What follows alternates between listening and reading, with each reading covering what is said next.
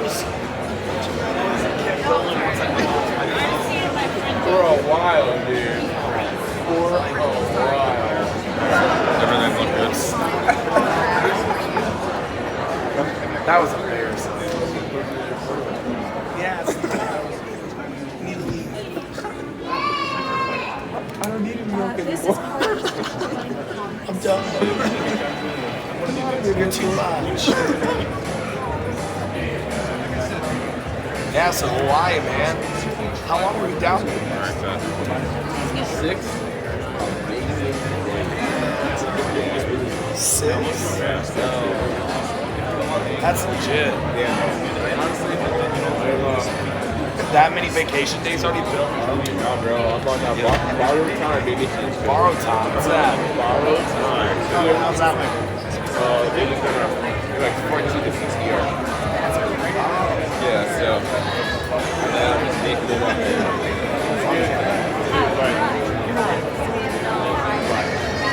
Yeah, well. Oh, yeah. So it's like literally that day. You need to use the I do actually. I do. I'm sorry about that. I'm gonna unplug mine. Oh, you done?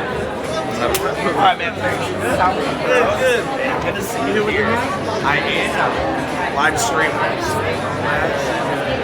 Every sit. Just wherever.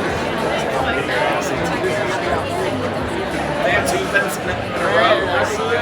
Okay. Yeah, keep rolling. Okay, thank you, man.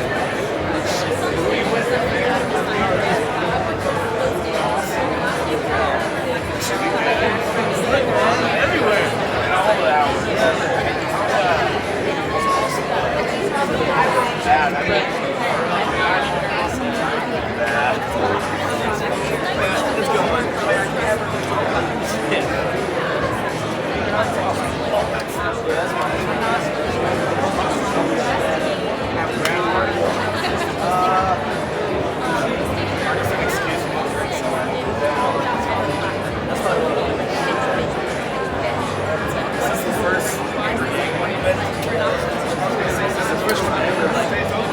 Oh, yeah.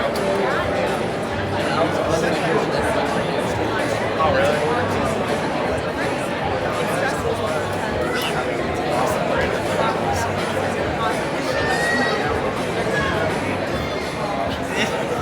As long as. All right, nice seeing you, man. TK, hit me up sometime. Bye, man. I just bring a snap, my bad. Wow, thank you, Joshua, for the $200 donation to Andrew Yang through the yanggame.com donation link.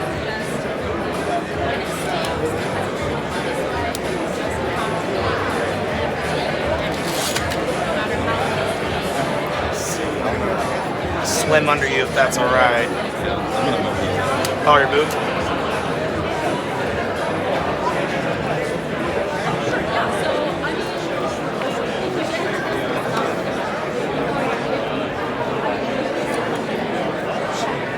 Thank you, man. I appreciate it.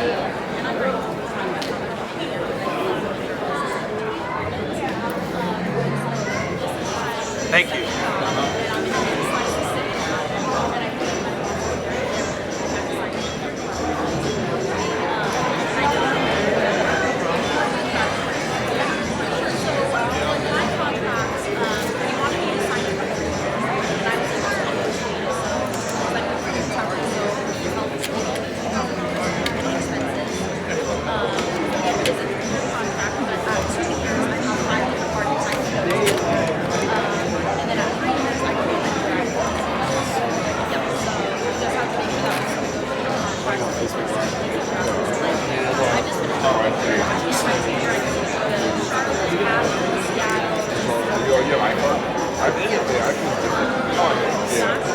Wait, you don't have the whole card?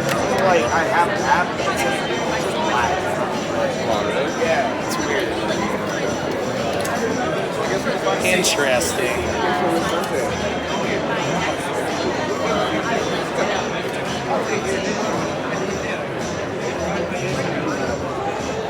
So, give me some time to pay me.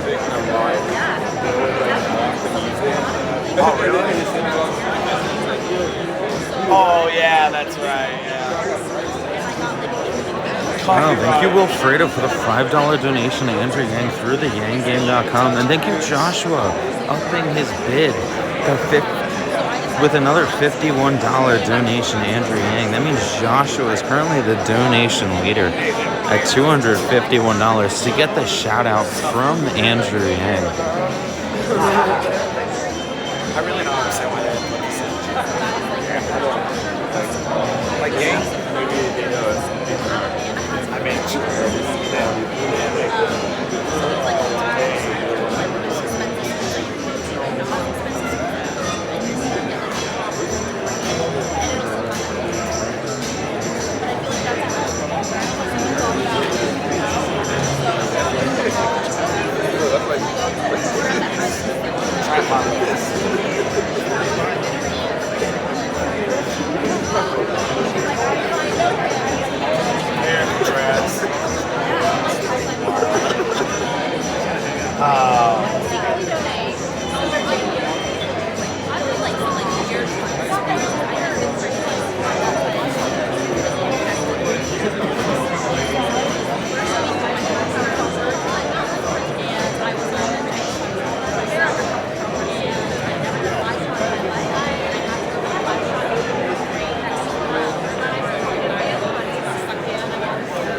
Thank you, Shay, for the $25 donation to Andrew Yang through the yanggame.com.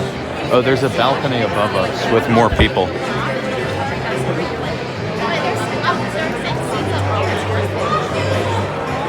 I was told that the expected crowd was 400 to 500 people here. glad I brought a live view because this is non-stop.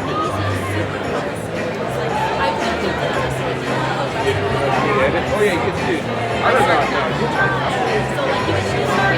So I got to try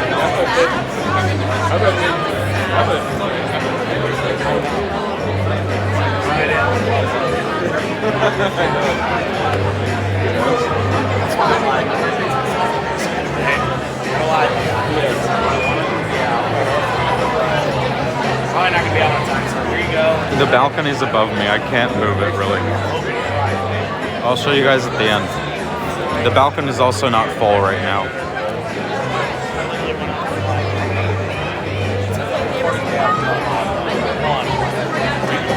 So, last stream I talked about our upgrades. We have the new video stabilization in place, which you guys could tell, obviously, by my little demo there.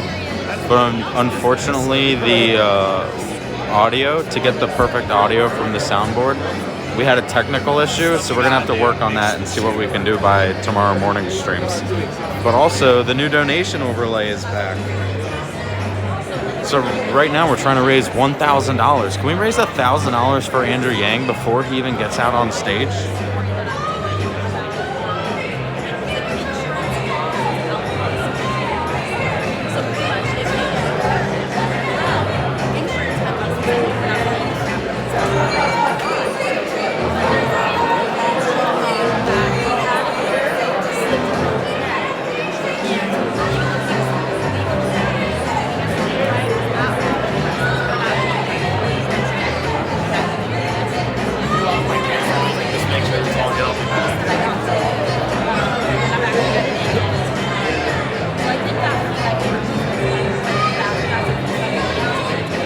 We didn't get a new mic. What we got was an adapter to plug the phone directly into the soundboard, but there was a technical issue, and so we couldn't set that up in time. But we do have this.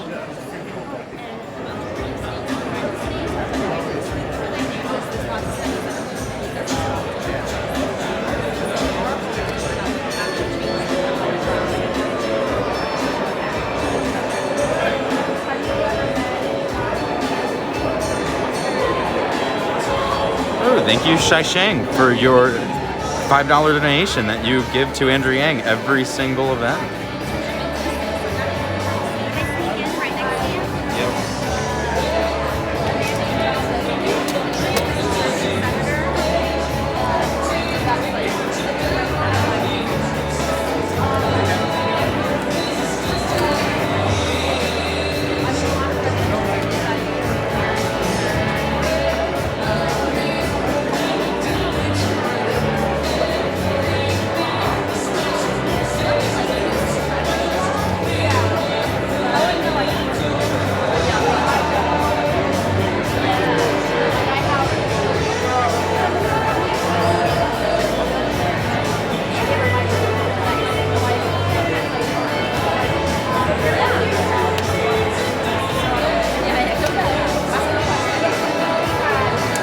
Zed says he just donated $5 and he was gonna buy Starbucks. Can you take it off wide angle lens? I will once something happens. Otherwise, I don't see a point.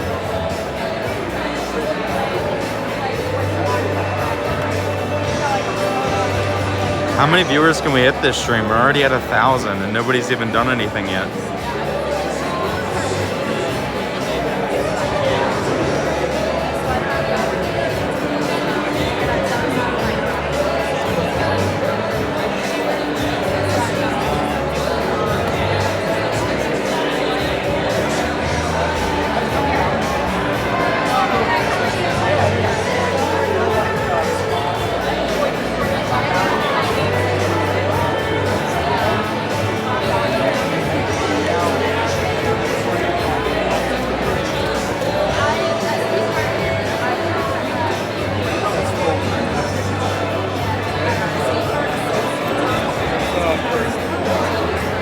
Nope, and we're at 1,000 viewers, bet. And that's just on YouTube. We're actually simultaneously live right now on Twitch, Twitter, Facebook, Mixer, and YouTube. So hello to everyone who is viewing, not on our main YouTube platform. Ooh, thank you, Judy, for the $25 donation to Andrew Yang through the yanggame.com donation link. Yeah, this doesn't look like 2%. In fact, they're expecting 400 to 500 people here tonight.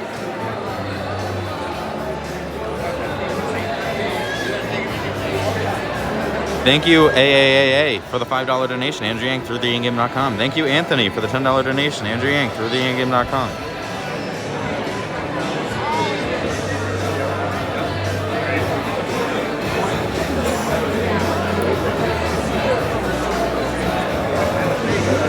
I don't know what Mixer is either. I just know it's a platform and we're on it.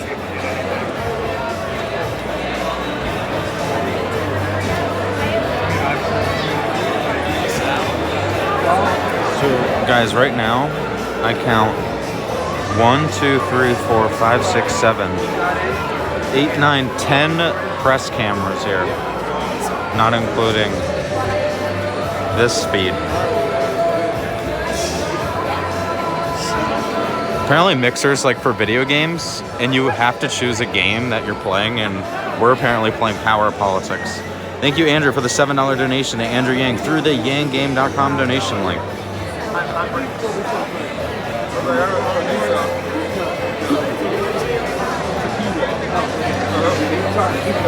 There's a balcony behind us. Let me see if I can...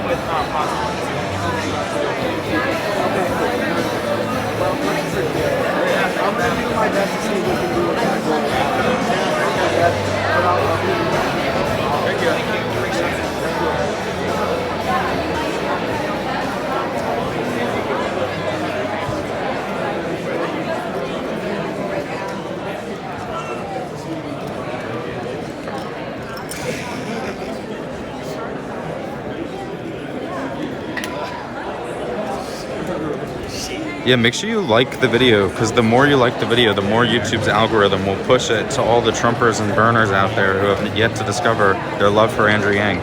And thank you, Joshua, for your $25 donation to Andrew Yang through the yanggame.com. Thank you, Jason, for your $100 donation to Andrew Yang through the yanggame.com. We are filling up the donation bar.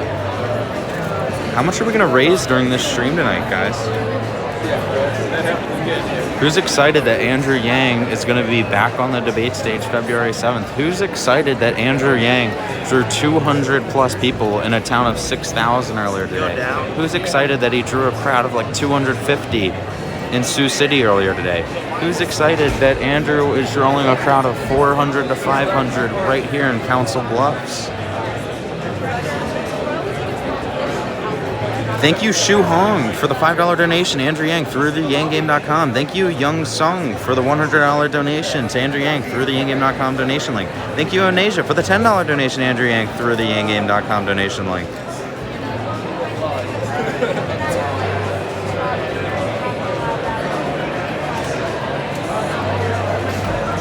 Thank you, David, for the $50 donation, Andrew Yang through the yanggame.com. Thank you, Nicholas, for the $5 donation, Andrew Yang through the yanggame.com.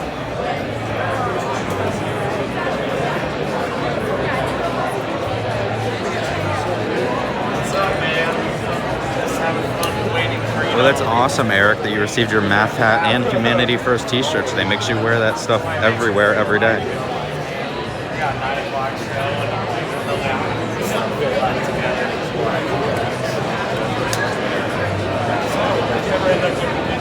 Thank you, Veronica, for the $10 donation to Andrew Yang through the yanggame.com.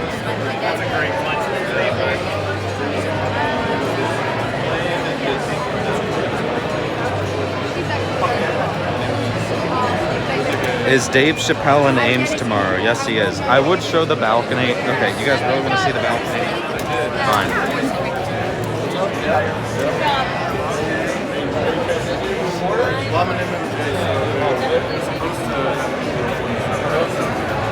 Having utilized it like they should.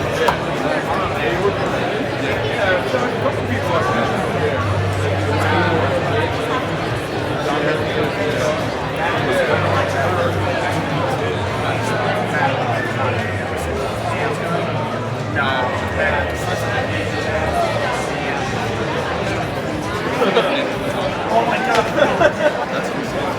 I know. I think I was looking at maps right there. So what is I don't know. I've been trying to like lay those words out in my head, like stances. Yeah. That's what I think the way is I was walking around like that. Wow, thank you, Paul, for the $6.69 donation to Andrew Yang through the yanggame.com. You must have really wanted me to say that. Thank you, Joni, for the $25 donation to Andrew Yang through the yanggame.com. Thank you, Chi Chung, for the $100 donation to Andrew Yang through the yanggame.com. TheYangGame.com. All donations go directly to the campaign. We have a $3 million fundraising goal by the end of the week. How much can we raise during the stream? How much of that $3 million can we knock out just tonight with all of you lovely viewers tuning in? Are you guys doing a pack? Yeah, how did you guys do like? Trumpian estimate, 1 million people in the audience. It was the biggest audience ever. Oh my gosh, we have a new donation leader. Alan has just came into the game at $501. $501 to Andrew Yang through the yanggame.com. Thank you, Tim, for the $8 donation to Andrew Yang through the yanggame.com. I believe we have already just broken over our $1,000 goal, which means a new goal will be arriving shortly. Thank you, Tim, for the $24 donation to Andrew Yang through the yanggame.com. Thank you, Jorge, for the $5 donation to Andrew Yang through the yanggame.com. Oh my gosh, Paul just joined in at $420. Paul just threw in $420 to donate to Andrew Yang through the yanggame.com. Sinesh, just go to 538 polls. That'll tell you. I don't know what goal number 2 is. I'm not running the goal meter. Brian with the $10 donation to Andrew Yang through the yanggame.com.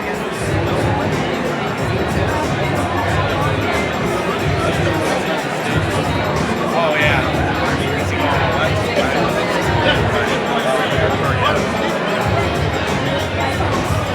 Do you have any idea what time, right? Yeah, like honestly, that's where we need to go. Well, we know there's going to be a speaker beforehand, though, so probably that's what it seems. Yeah.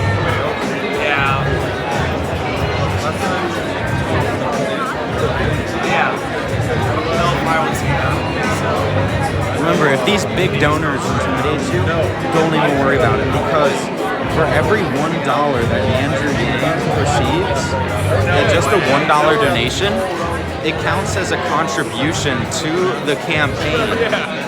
As in, Andrew can go to the media and be like, hey, we just hit 1 million contributions, which he already hit, but what if we can get to 2 million contributions? That's why $1 donations are so important.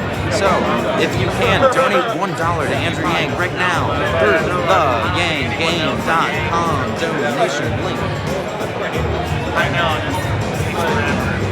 Thank you, Brian, for the $10 donation to Andrew Yang through the yanggame.com. Thank you, Kong, for the $25 donation to Andrew Yang through the yanggame.com. Thank you, Amy, for the $10 donation to Andrew Yang through the yanggame.com. Thank you, Edward, for the $10 donation to Andrew Yang through the yanggame.com. That's what you gotta do, man. Turn and burn. Low soft control. Yeah. Literally. Thank you, Matthew, for the $25 donation to Andrew Yang through the yanggame.com. I came back to work before my boss would be like, I was coming back for the day. Gotta do what we gotta do. Especially when you like come for 20 minutes left in the event. Oh, the donations are coming in so fast.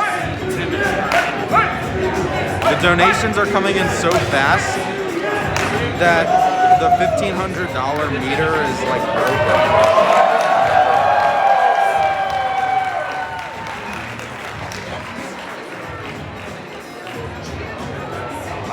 Cheering was for. Thank you, Jason, for the $2 donation to Andrew Yang through the yanggame.com. Thank you, Alex, for the $1.11 donation to Andrew Yang through the yanggame.com. Thank you, Joanne, for the $10 donation to Andrew Yang through the yanggame.com. Thank you, Cam W, with the $50 donation to Andrew Yang through the yanggame.com. We have a new goal. Hit $2,500 in donations.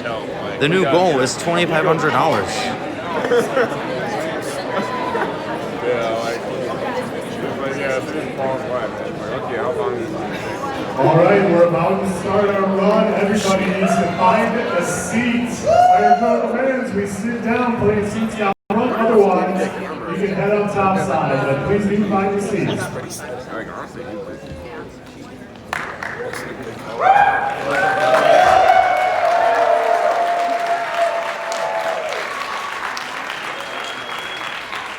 Hello, everybody. Hello, Council Bluffs.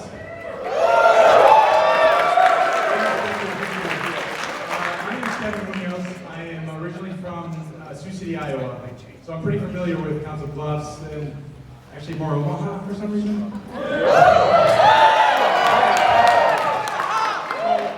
I'm an organizer in Sioux City. But before that, I was working on my PhD in colorectal cancer and ovarian cancer chemotherapy research.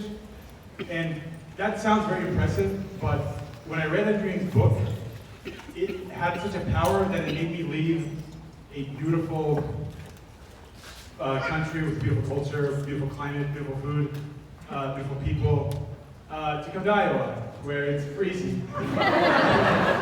But while I was there, I realized that a lot of Midwesterners have a lot of special traits that a lot of us don't really notice being here. One of those traits is that we're really hardworking. No matter the weather, we're always out there. We always get out. We always try. That's one thing. We always try. Canceled school day doesn't really exist so much up here, but maybe down in Texas, maybe whenever it drops below 30. But yeah, we're also very polite people. We're always saying sorry. One of the things while I was abroad was people asked me, why do you always say sorry? And I said, oh, I don't know, I'm sorry. So yeah, and we're also incredibly patient people. I found myself being okay with a lot of situations. Maybe because I went to Square Iowa State and I had to drive through the construction of Highway 20. I think it just finished a couple years ago, but it was like 20 years. We're like, fine, we're pretty patient people.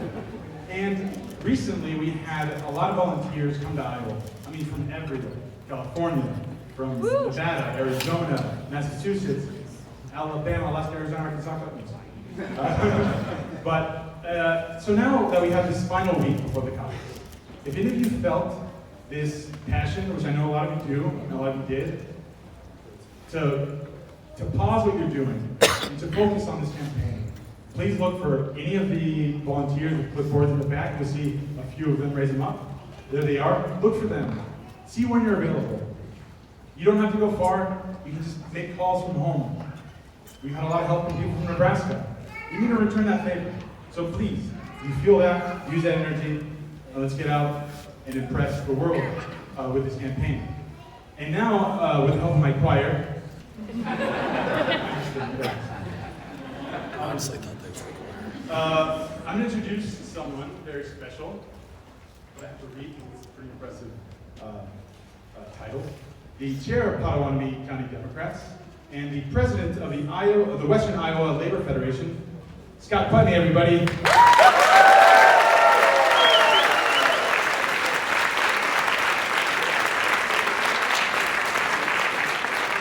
Welcome everybody. Is this on? Yeah. Welcome everybody. Great crowd. Thanks everybody for coming out. We're less than a week away. It's pretty exciting. Everybody excited about caucusing? Just real briefly, I want to mention that there have been some changes in our caucus locations within the last couple of weeks. So please, before caucus night, make sure you either go to our Facebook page or to our webpage or to the Iowa Democratic Party's webpage to make sure you have the right location. With that being said, it's my honor tonight to be able to introduce Andrew's wife, Evelyn. Evelyn Yang is a marketing professional turned into a stay-at-home mom and special needs advocate. When her eldest son was diagnosed with autism, Evelyn became his #1 champion and advocate. Learning how to navigate the special needs and special education universe, this inspired her to take up the cause of helping other families who don't have access to all that her family has. Like her husband, Evelyn is passionate about helping Americans improve their lives, taking humanity-first values out into the world. Please join me in welcoming Evelyn Yang.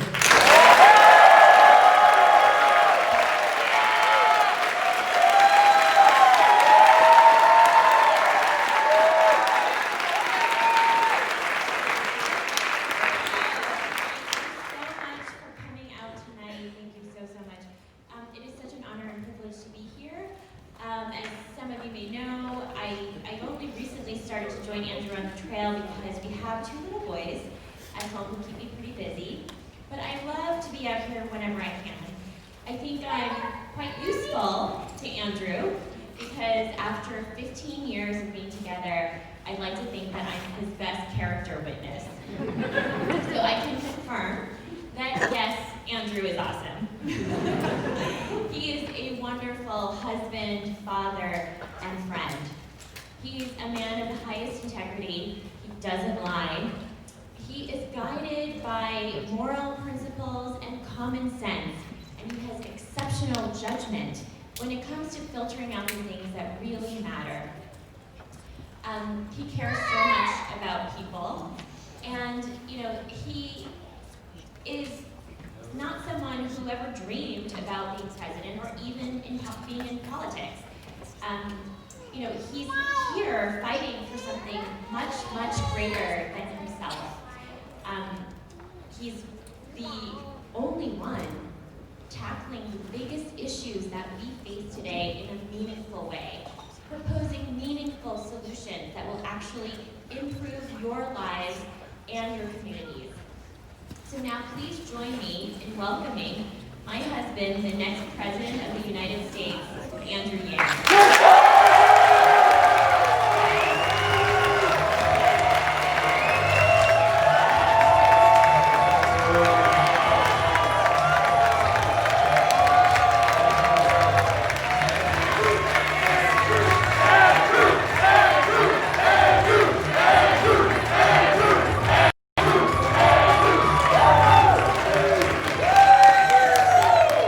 Hello, Council Bluffs, how are you?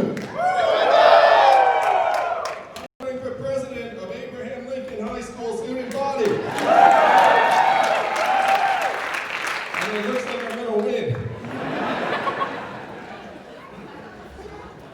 It's tremendous campaigning here in Iowa every single time because you all are among the most powerful, influential people in our country today. I know it doesn't always feel like it. Just living your lives, decide to come and check out the presidential candidate. But I've done the math. Do you know how many Californians each of you is worth? 1,000 Californians each, that's right. Woo!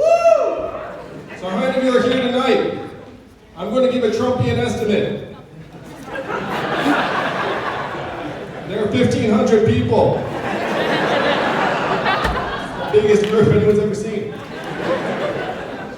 There are legitimately 300 to 350 of you here tonight, which would be something like 8 football stadiums full of Californians. That's the power you have to do something the rest of our country only dreams about, which is actually push us in a different direction. Now, if you know anything about me, you know I'm not a career politician. Maybe you've seen the TV ads. Raise your hand if you've seen the TV ad. Good, because we spend a lot of money on those ads.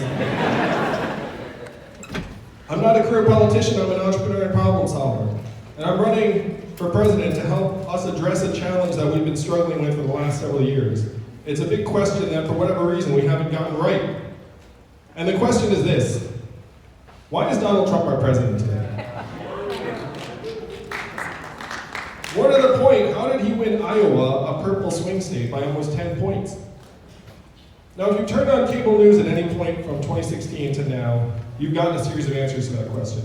Go ahead and shout them out. What kind of explanations have we gotten? Russia, racism, emails, Facebook, Hillary Clinton, Facebook, media, More Russia. Russia again, electoral college. All of these answers kind of mixed together into some kind of cocktail saying this is why Donald Trump is our president. But Council Bluffs, I'm a numbers guy, and the numbers tell a very clear and direct story that I think many of you will find familiar. Over the last number of months, we eliminated 4 million manufacturing jobs in this country. And where were those jobs primarily located? Ohio, Michigan, Pennsylvania, Wisconsin, Missouri, and 40,000 right here in Iowa. I have been to those towns that lost their manufacturing jobs here in your state. After the manufacturing plant closed, the shopping district closed, people started to leave, the schools shrank, and that community has never recovered. I have seen the exact same pattern play out in Missouri, Ohio, Michigan, Pennsylvania, because I spent the last 7 years running a nonprofit that helped create several thousand jobs in those states. And I began to feel like my work was like pouring water into a bathtub that had a giant hole ripped in the bottom. My organization was successful enough that I was honored by the Obama administration multiple times. I got to bring Evelyn to meet the president. So my in-laws really liked me for about a week. But unfortunately, I saw the water level going down, not up, in many parts of the country. And what happened to the manufacturing jobs is now shifting to other parts of the economy. How many of you noticed stores closing around where you work and live here in Council Bluffs? And why are those stores closing? Amazon, that's right. Amazon's like a spaceship sucking up $20 billion in business every year, closing 30% of your stores and malls. I was just at a mall that had its JCPenney closed, and you know that malls can go from cheery to spooky pretty quickly. Being a retail clerk is the most common job in the economy. The average retail clerk is a 39-year-old woman making between $8 and $12 an hour. What is her next job when the store closes? What?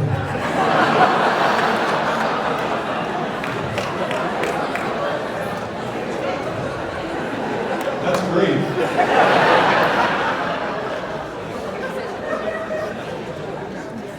I love it. Seize the moment. That's what he said.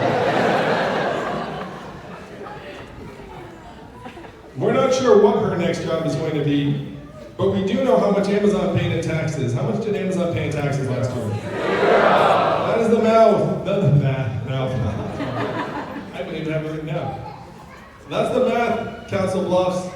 20 billion out, 30% of your stores closed, you get 0 back. You can see these changes around us, and they're speeding up. When you all call the customer service line of a big company and you get the bot or the software, I'm sure you do the same thing I do, which is you dial 000, say human, representative, human, representative, until you get someone on the line. Raise your hand if that's what you do.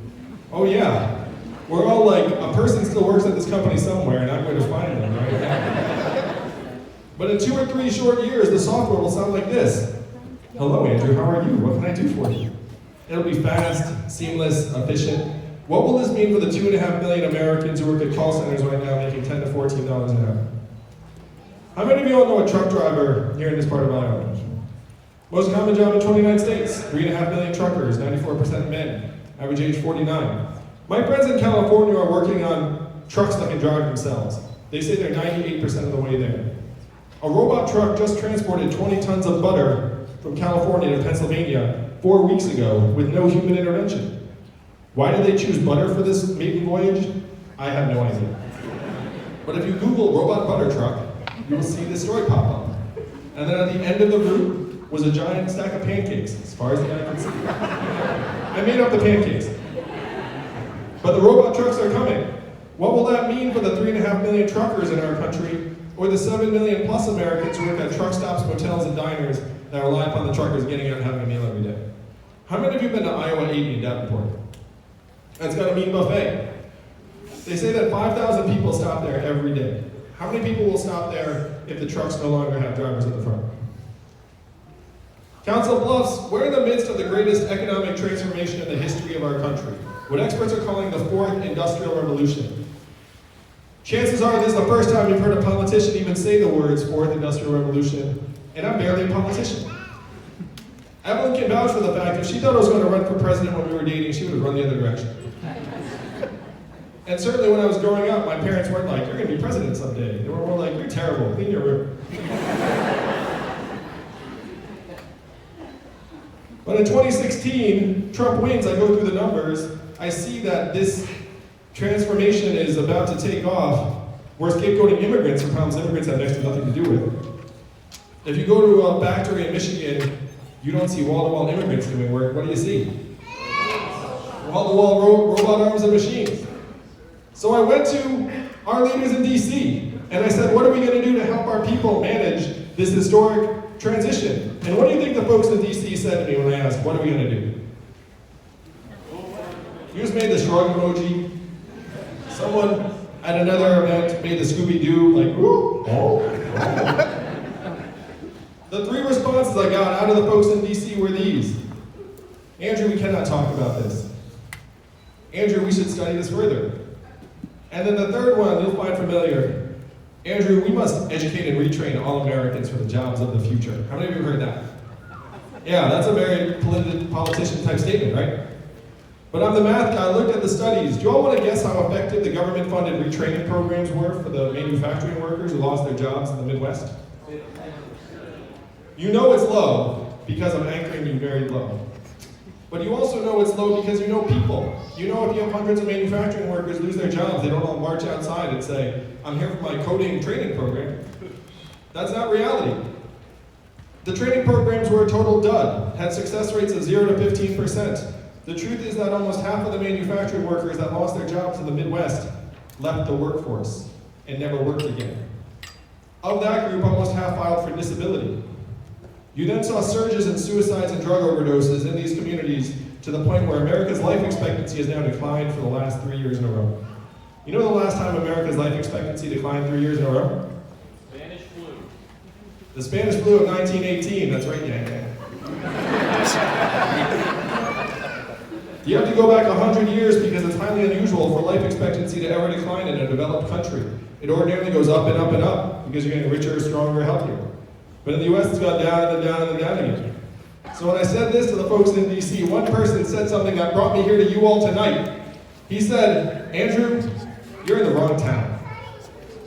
No one here in DC will do anything about this because fundamentally DC is a town of followers, not leaders.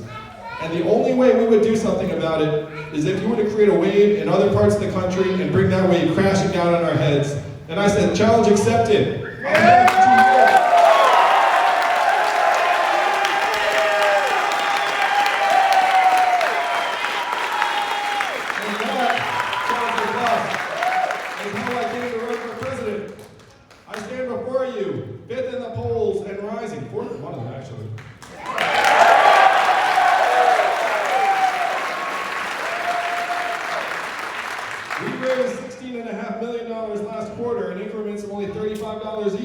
So my fans are almost as cheap as Bernie's. But there was no corporate PAC money in there. This is an uprising of the people to take back the government.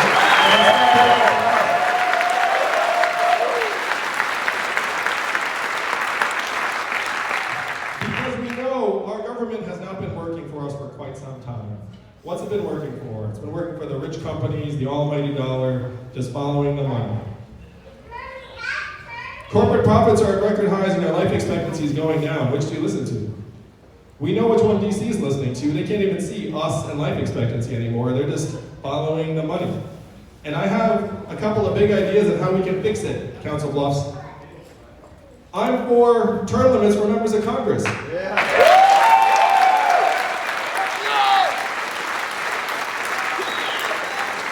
here's the great part. I have a secret as to how we're going to pass it. I will be your president 1 year from now. Thank you very much, Council Bluffs. Then I will go to Congress and say, hey, your job should be to go to DC, do the people's work, and then go home. It should not be to stay here and say, I like it here, I like it here. Let me stay for as long as possible. So, what we're going to do is pass 12-year term limits for all members of Congress, but current lawmakers are exempt. Do you think they'll pass that? Oh yeah, they would pass that because it doesn't affect them. They'd be like, we do this for the American people. But then everyone who comes in after them will be subject to this term limit. The original people would wash out eventually, and you'd wind up with a Congress that actually was listening to us and trying to vote our interest because they know they have to come home. Donald Trump said he wanted to drain the swamp. I want to do something a little bit different, Council Bluffs. I want to distribute the swamp. Now what do I mean by that? Why do we employ hundreds of thousands of government workers in the most expensive city in the country?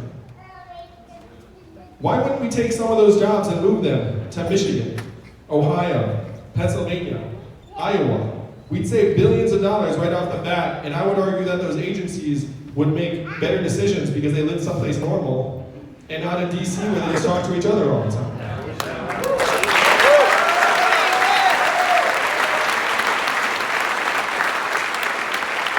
But we definitely have to do something different. Washington, D.C. today is the richest city in our country.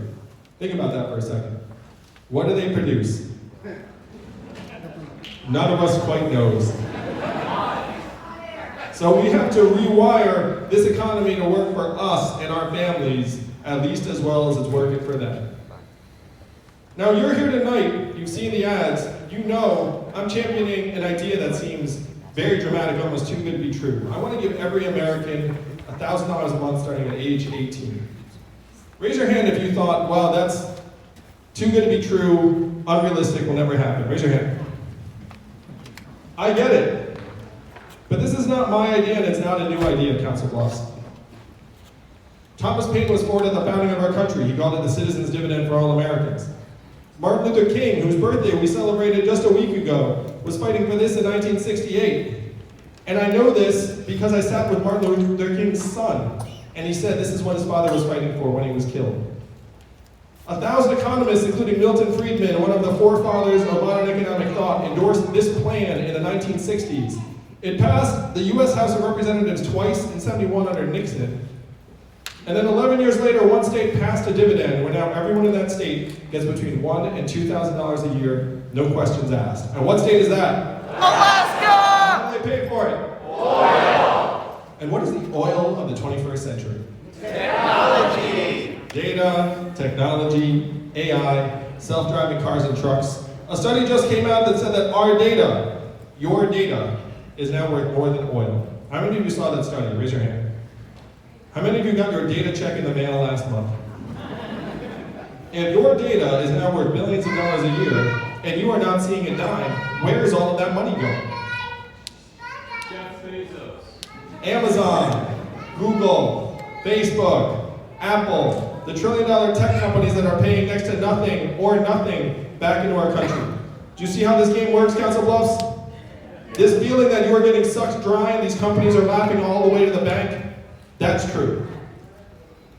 And I'm going to ask you all, whose fault is it that Amazon, this trillion-dollar tech company, pays less in taxes than everyone that's here tonight?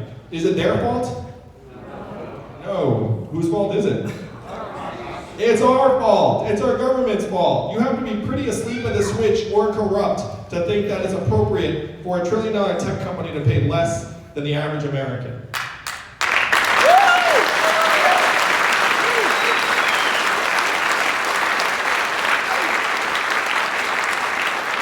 And this is what we are together to change tonight. If we reach up and get this value that is leaving your towns and communities, and bring it back, give you a tiny sliver of every Amazon sale, every Google search, every Facebook ad, eventually every robot truck borrow, and AI work unit, we can easily afford $1,000 a month to give to every single person in our country. Particularly because after this money is in your hands, Council Bluffs, where will it go? How much of it would stay right here in Iowa?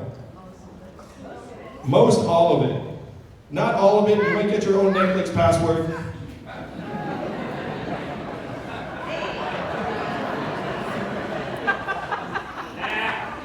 Someone's like, never. It's a principle. But most of it would go to car repairs you're putting off, and daycare expenses, and Little League signups, and local nonprofits, and religious organizations. Council Bluffs, this is the trickle-up economy.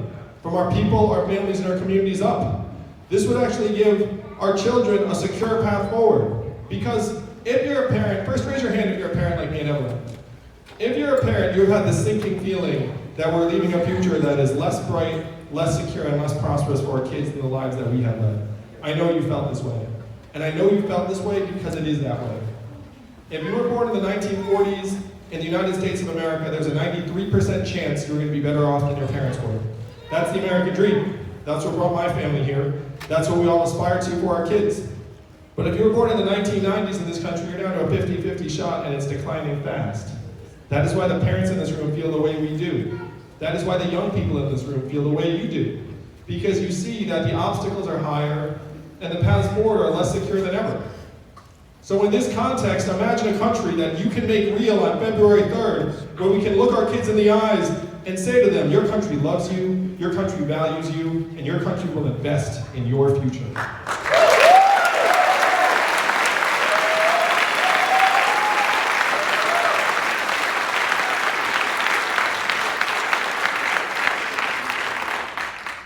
In this context, you realize that this freedom dividend goes from being dramatic to necessary or vital very, very quickly. Because our way of life is deteriorating before our eyes, and our paths for our kids are getting less and less secure. We have record high corporate profits in this country right now. You know what else are record highs in the United States of America? Depression, anxiety, overdoses, student loan indebtedness, suicide, mental illness. You know what our record lows right now in the United States of America? Starting a business for a young person, getting married, having a child. These are the things that we associate with a good life for ourselves and our kids, and they are at record lows, even as corporate profits hit record highs. This is what you all have to change on February 3rd. We have to make it so that the economy is working for us and our families. And right now, we've been losing because we've all been conditioned to think that we work for the economy. And I'm here to tell you tonight, Council Bluffs, the economy works for us.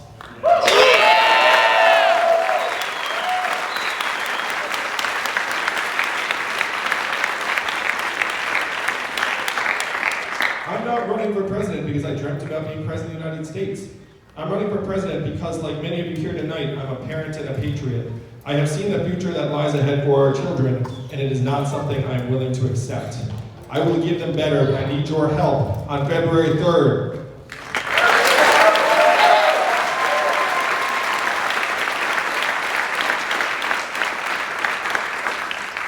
So we're being told all the time that things are great. Corporate profits, stock market prices, headline unemployment. But we all know things are not great where we live and work and in our families. And I know from my own family how off-base the economic measurements are. Evelyn is at home most every day with our 2 boys, one of whom is autistic. How much is her work valued at in our economic measurements? 0. She gets a 0. So does every stay-at-home parent in our country. How about caregivers who are taking care of ailing loved ones? That's also a 0. How about activists and volunteers trying to make our country, our communities better? How about mentors and coaches looking out for our kids? Every once in a while they get paid, but most times 0. How about 95% of artists?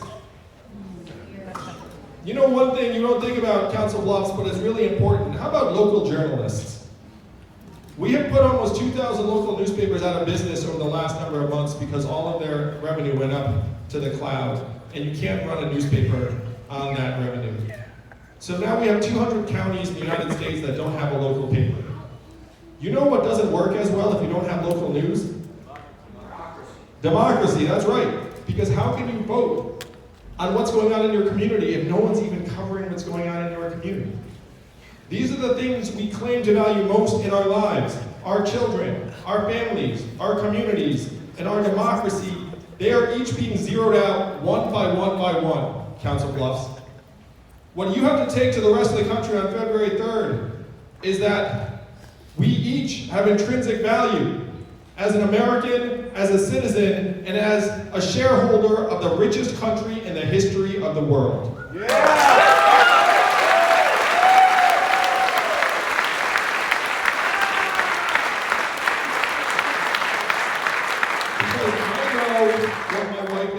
I know what my son is worth, and if we persist in seeing us all as economic inputs into the machine, we're going to lose on an epic, catastrophic scale. The technology is getting stronger, smarter, faster every day, and we are people. We're lucky to stay just about the same. Here in Iowa, you all have witnessed these changes front and center. They started on your farms as we mechanized and consolidated away thousands of agricultural jobs. It shifted to your factories, wiping out 40,000 manufacturing jobs, shuttering those towns. Now it's on your main streets, closing 30% of stores and malls. You have to stop it before it hits your highways. If you miss this opportunity on February 3rd, what happens over the next 4 years?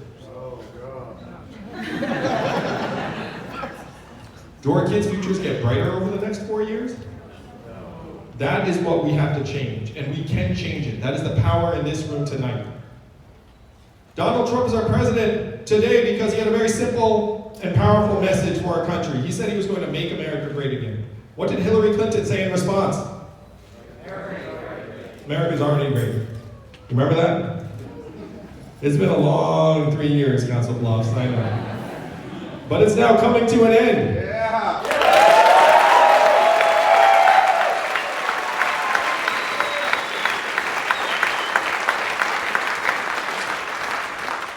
That response did not go over well with many Americans because the problems are real.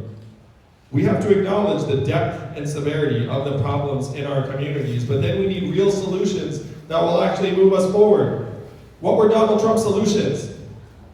Build a wall, turn the clock back, bring the old jobs back. Council Bluffs, you know we have to do the opposite of these things. We have to turn the clock forward. We have to accelerate our economy and society to rise to the real challenges of the 21st century, like climate change. We have to evolve in the way we see ourselves and our work and our value. I am the ideal candidate for this job because the opposite of Donald Trump is an Asian man who likes math.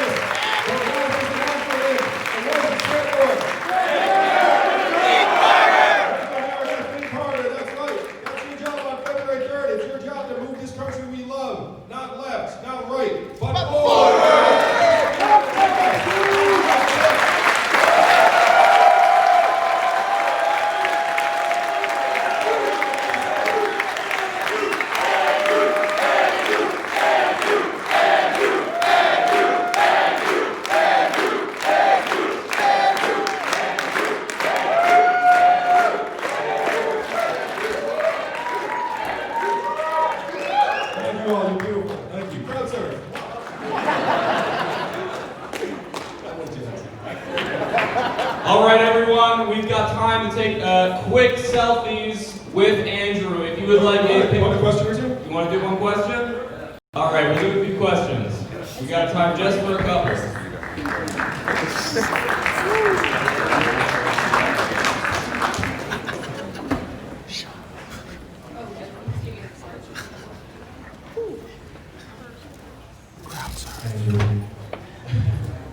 First, I want to just thank everyone for letting me run.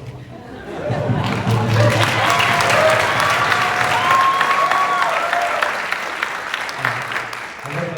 want to thanks for coming and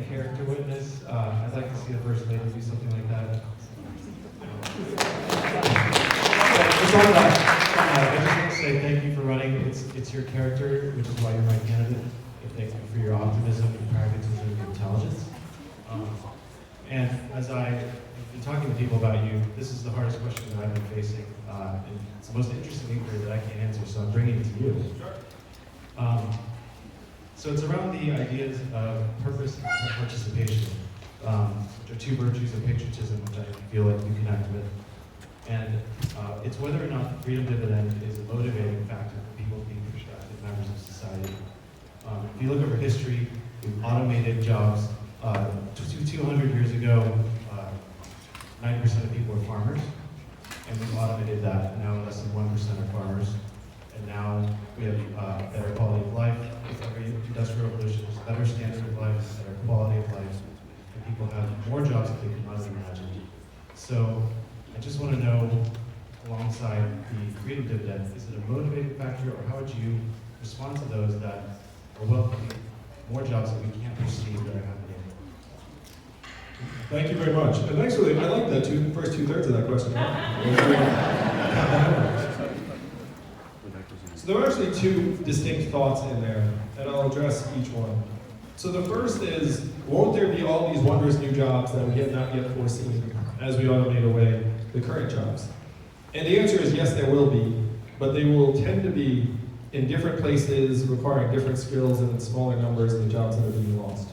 And the easiest way to think about it is, if I close 30% of America's malls because of Amazon, are there going to be new shipping jobs and warehouse jobs and some web design jobs?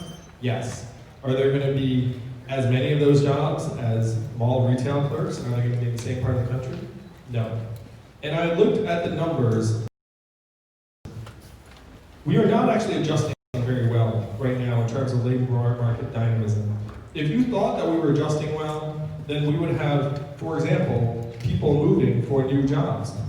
But Americans have been moving across state lines at multi-decade lows, which is not what you'd expect if everyone was somehow being like, I'm gonna move to Seattle, I'm gonna go get that website job. Like, that's not what people are doing in real life. The second thing is, what is the motivating or demotivating impact of $1,000 a month? And so I want you all to imagine this country, which you're gonna make real on February 3rd. Imagine a country where seniors in high school start getting $1,000 a month their senior year, and they get a financial literacy class the first semester of their senior year, so they kind of know what to do. And then senior spring, we send them to another part of the country for a month to live and work, to get a sense as to how some other Americans live. It's going to be like kid swap, essentially like senior year, like senior spring, like you send your kid this way, and they'll cluster in groups of 12 or 15. Because we know they're not learning anything senior spring anyway, we might as well get them some exposure through the American Exchange Program. This would be a very dramatic notion of citizenship that would transform the idea for young people. Because right now we're telling young people, great news, you can vote. And young people here in Iowa, that's pretty important, but around the country, people are like, I can vote. It's like, my vote's not really gonna do the trick. People can tell when you're investing in them and not investing in them. And if you invest in them, they're much more likely to actually feel like, oh, someone believes in me, my country believes in me, let me actually try and do something, maybe even start something. Now, all of that said, I'm a numbers guy, and when people have gotten money, only two groups have worked significantly less.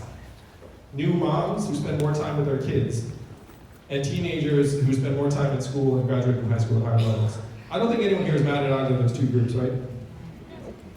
Other than that, work levels stay the same or in some cases go up. So there's a very natural response from human beings when it comes to like everyone gets $1,000 a month. And that goes something like this.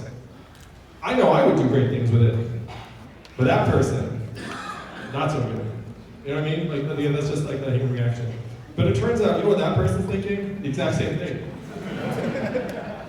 So again, if you're a numbers guy, you see that this does not mitigate work, it actually creates work, and it recognizes the work that is happening in our families and homes and communities every day that right now the market does not value.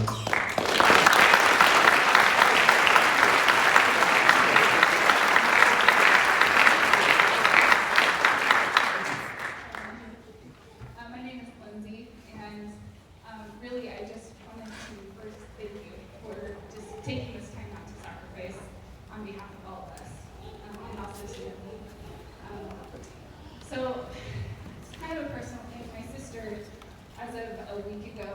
been 12 years since she died of a drug overdose. She left behind a 2-year-old at the time, so he's a teenager now. My mom is raising him. And that was just one of generations of that happening in our family. My grandparents raised me 3rd time as well. And I see this horrible phenomenon happening more and more, where people are depressed and they are helpless and hopeless, and they then go towards drugs and become addicted, and then it doesn't just affect them, but the entire generation that raised them, because then they oftentimes end up raising their own grandchildren. And for my grandparents, they were on a fixed income, and so I know what a sacrifice it was for them to do. My mom, she works in a grocery store, and she's raising my nephew. Her store that she's already worked at for some time has already gotten rid of a lot of jobs because of automation. My fear is obvious that what if it comes to her job, what's going to happen to her, what's going to happen to my nephew. So my question really is, what do you see the Freedom Dividend doing in terms of generational effects?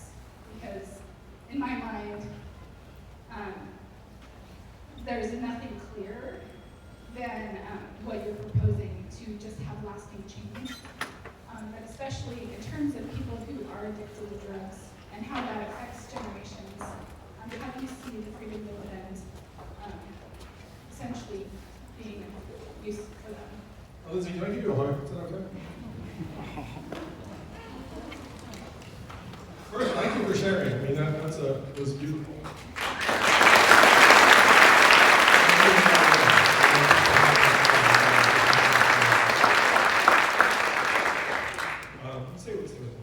I'll have a conversation with them while the mic's on. So there are 2 components to what they're describing. Number 1 is the substance abuse epidemic in our country. 8 Americans die of drug overdoses, mainly opiates, every hour still. There was a point in the not so distant past that there were more opiate prescriptions in the state of Ohio than there were human beings in the state of Ohio. And our government turned a blind eye to this. Our government said, well, I guess that's appropriate. And it was a failure of catastrophic proportions. Families, communities have gotten destroyed by it, and there's no bringing people back. So we have to come clean and say, as a country, we have failed our people by allowing Purdue Pharma and these drug companies to essentially prey on people, dispense these OxyContin prescriptions and pretend he's not addicted. We fined them $635 million, which sounds like a lot, until you realize they made $30 billion and they had a 2% fine. And our relatives are paying the price for them essentially making blood money off of us. So as president, number 1, I would go to these drug companies and say, every dime we made wrecking our lives, we're going to take back. And then we're going to...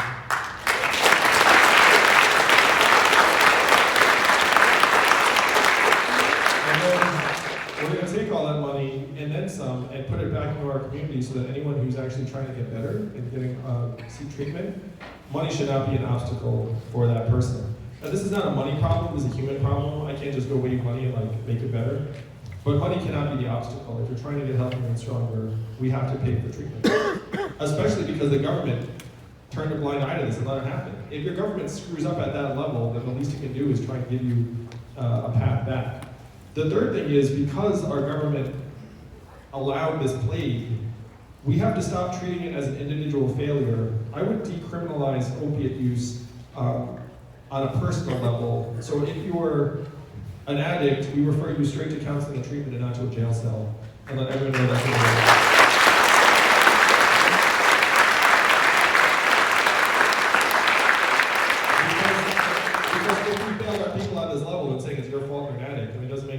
You're like, look, if you're a dealer, you're going straight to jail. But if you're struggling with addiction, you should know, you step forward, just get help, no criminal record. Like, we just have to try and help you. Now, as for money in people's hands, it sounds like your nephew's 14, and your mom's a freaking superhero. Let's give our mom a round of applause.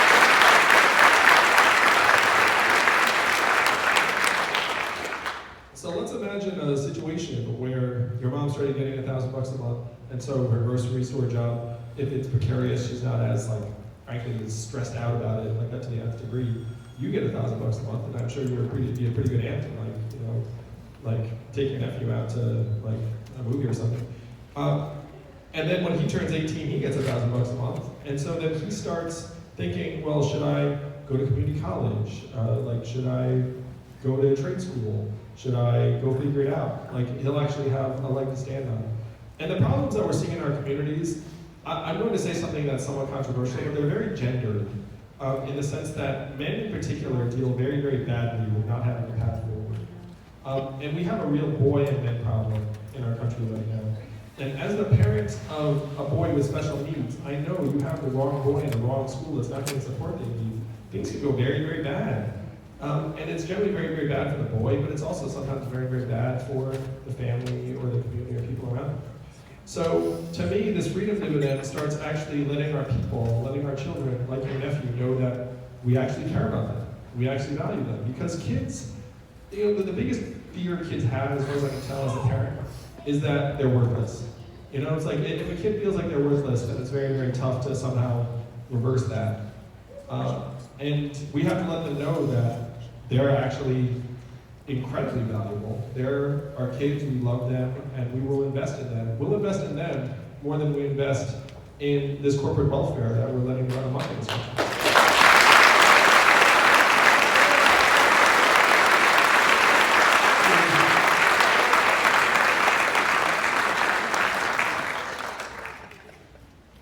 This will be our last question.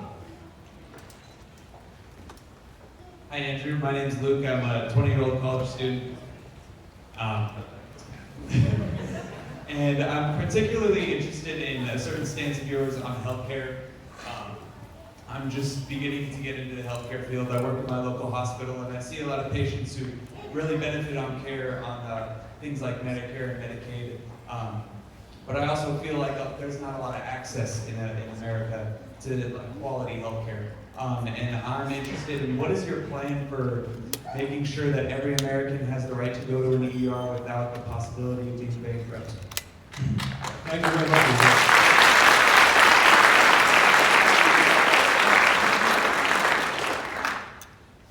Our healthcare system is so broken. We can sense it. I'm going to share a story with you from an Iowa family doctor on the trail 2 days ago. He said, hey, when people get sick in this town, they can't work because they're sick. So they get fired, they lose their health insurance, then they file for Medicare or disability, but it takes a while, and their health worsens, they don't have coverage during that gap, and they often die before they actually get coverage again. And so what this doctor said to me was, we need to make it so that employment and health insurance are not linked.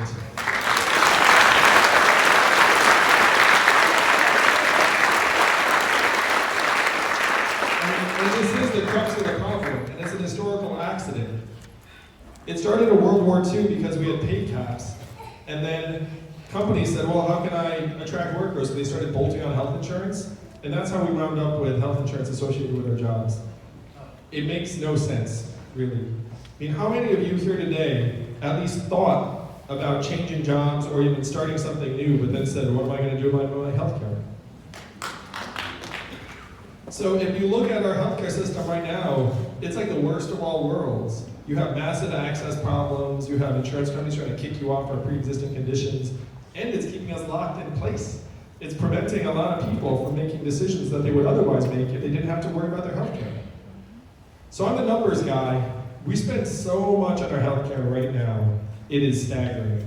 But it's not actually going to make us stronger and healthier. Where's it going? Drug companies, private insurers, device manufacturers. No one in America has ever gotten this letter from their insurance company. Great news, your rates are lower this year. They just keep on jacking it up, and it's breaking our backs. So as your president, I will push through universal health care as a right of citizenship. Make sure that we just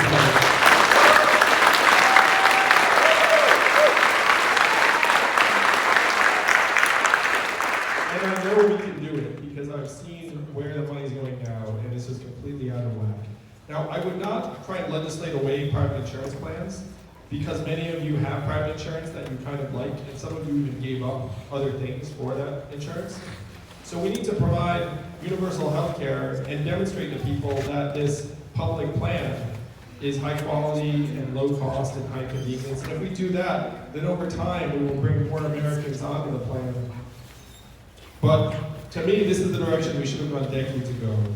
We have this hodgepodge irrational system that's been built up over decades. And just like in everything else in our country, the money's beating the people. Where these companies are profiteering at our expense. If we spent the $3.6 trillion a year that we're spending on these companies, on making our people and families stronger and healthier, you would see dramatic results very quickly. And that is what I will make happen as your president.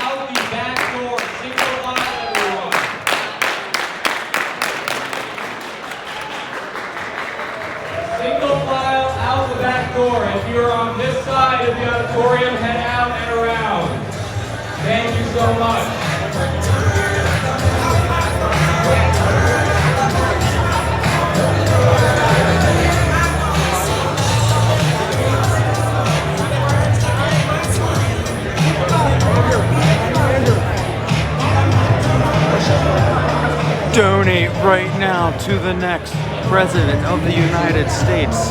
By the way, there is the stage. I mean the second floor, since you guys are all so interested in it. But donate to the next President of the United States. How much money can we raise just in this stream right now? Oh my gosh. Joshua just threw in another $40. This side today, instead of on the internet, I'm watching you from this side. Yeah. I watch you on the... You watched the stream before? Yeah. Oh, yeah. Hey, awesome. I think Joshua's back to the donation leader. Joshua just threw in another $40. That means Joshua is now at $600 total. Joshua is the donation leader. Thank you, Marut, for the $10 donation. Andrew Yang through the yanggame.com donation link. Thank you, Kane Noah. I don't think I said that right. For the $10 donation, Andrew Yang. Thank you, Ruby, for the $5. Shay with the $25 donation. Blong with the $25 donation. Making it rain for Andrew Yang.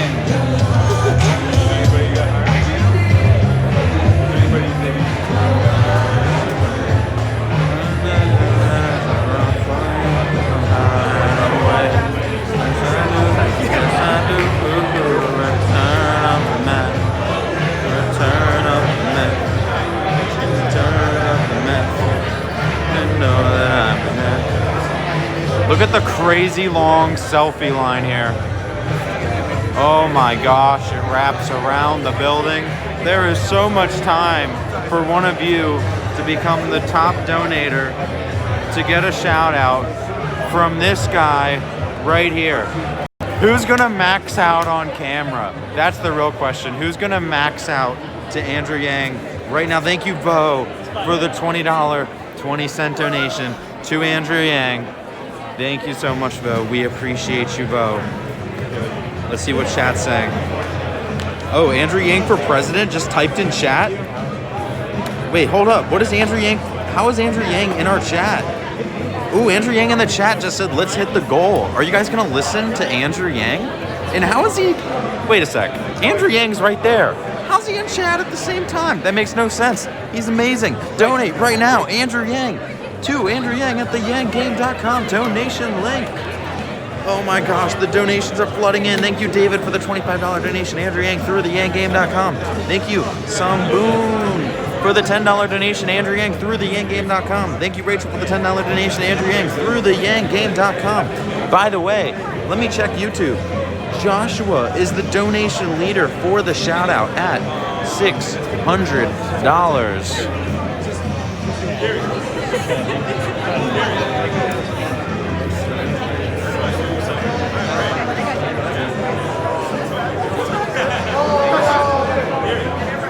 Who liked Andrew's speech he wrote? Wow.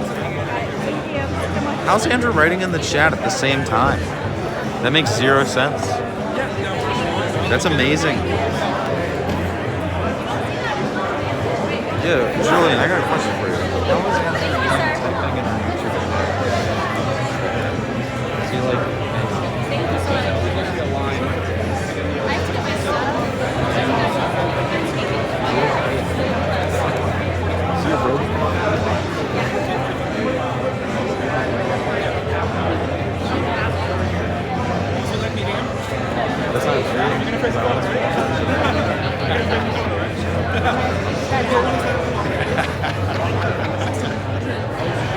Thank you, Alex, for the $1.11 donation to Andrew Yang. Thank you, Alex, again for the $2.22 donation to Andrew Yang. He just wants to hear his name heard, so he puts his donations in different amounts. Thank you, Wilfredo, for the $20.20 donation to Andrew Yang through theyangame.com. Thank you, Aaron, for the $7 donation to Andrew Yang through theyangame.com. Thank you, Alex, for the $3.33 donation. He just keeps liking to hear his name heard, and that is Alex M with the $3.33 donation. Thank you, Christopher, for the $10 donation to Andrew Yang through theyangame.com. Thank you, David, for the $25 donation to Andrew Yang through theyangame.com.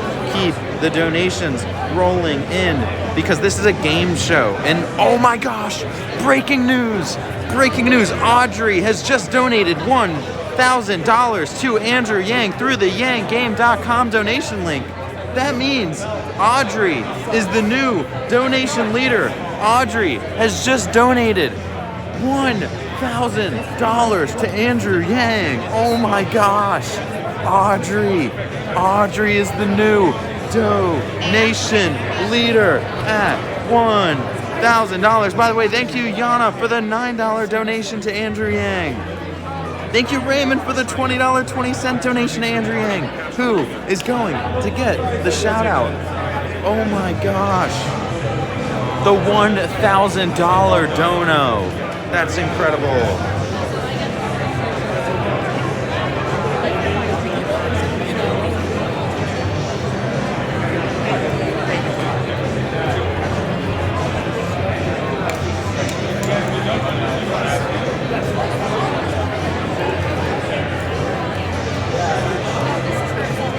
Thank you, Joseph, for the $5 donation to Andrew Yang through theyangame.com. Thank you, Ellie, for the $10 donation to Andrew Yang through theyangame.com. Paul just threw in another $21, but Paul doesn't even realize by the time he put that donation in, Audrey had already become the new donation leader at $1,000. Thank you, Mara, for the $10 donation. Thank you, James, for the $50 donation to Andrew Yang through the yanggame.com donation link, who is going to get that shout out. Oh, this is so cute.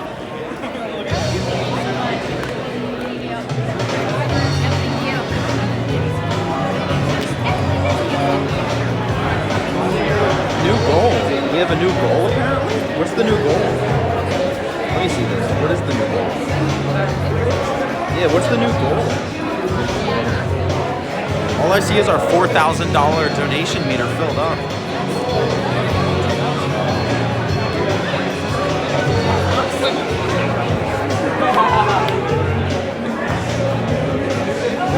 Who's gonna donate $1,001?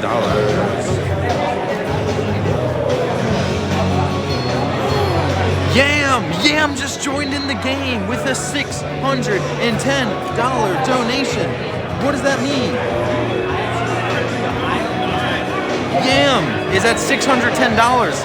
Yam probably also thought that he was going to become the donation leader with his $610 bid. However, they didn't even realize that Audrey is at $1,000. What's the new goal? What's the new goal? We need a new goal for the stream. Oh, I think the new goal's loading because I see a GIF coming up.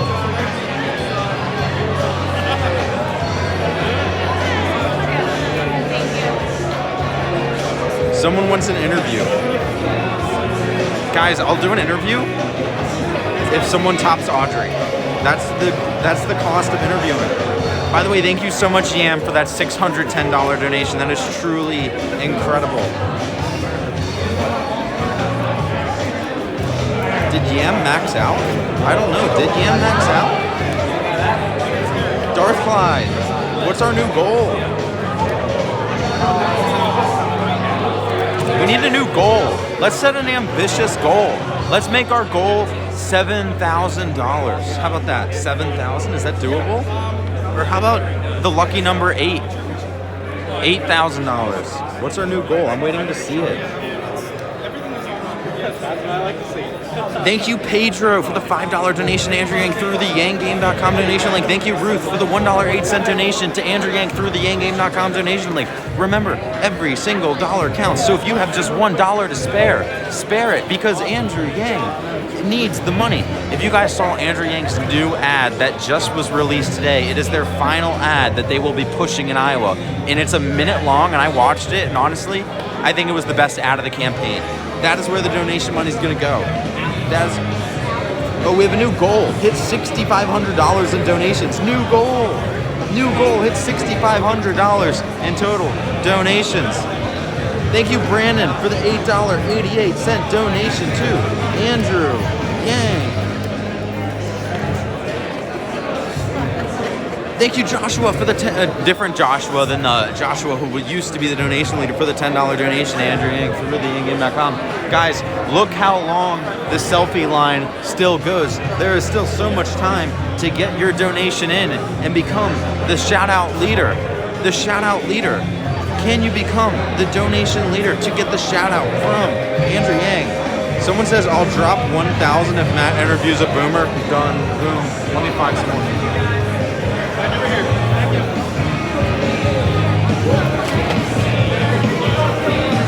Done. Let me find someone. Oh, sorry. I'm so sorry.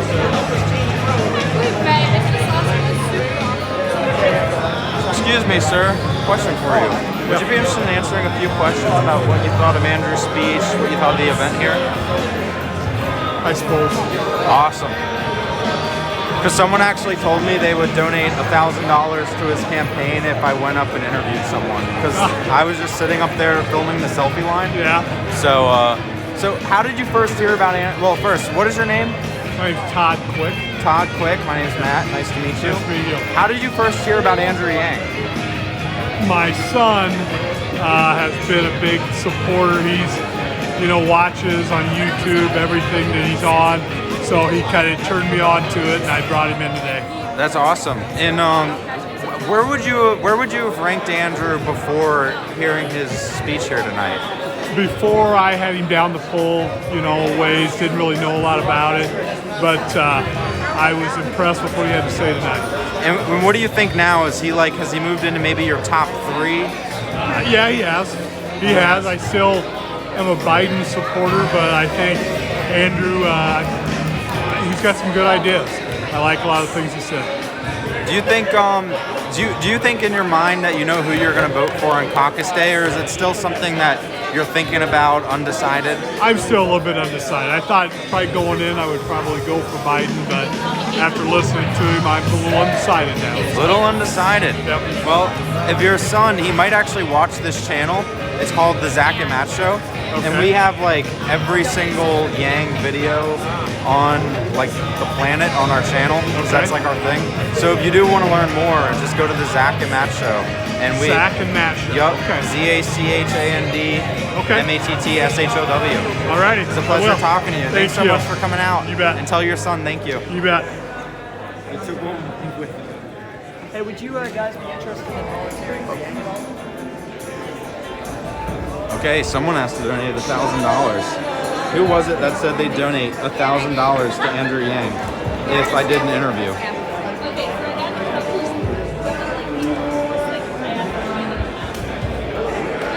It was Alan. Alan said he would drop $1,000. Thank you so much. Oh no. Alan said he would drop $1,000. I want to see it, Alan. Where's the donation, Alan? I'm waiting for you, Alan. Come on, Alan. Better drop it. Otherwise, you lose all credibility that you'll ever have again.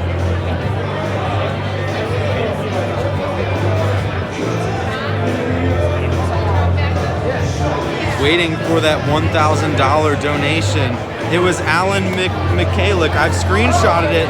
So if that $1,000 donation doesn't come in, Alan, if it doesn't come in, the whole chat's waiting for you. Alan ghosted? Alan ghosted? Come on, Alan. No, I believe in Alan. I think Alan's gonna do it. In the meantime, oh, Alan did just donate, but he donated $10. He said 1,000. Alan, you said 1,000. We appreciate your donation, but you said 1,000.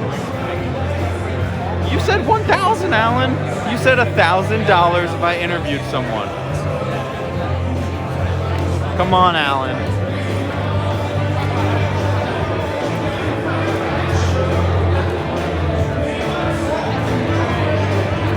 Thank you, James, for the $20.20 donation to Andrew Yang. Thank you, Troy, for the $25 donation to Andrew Yang. Thank you, Yvette, for the $5 donation to Andrew Yang. Thank you, Dominic, for the $4 donation to Andrew Yang.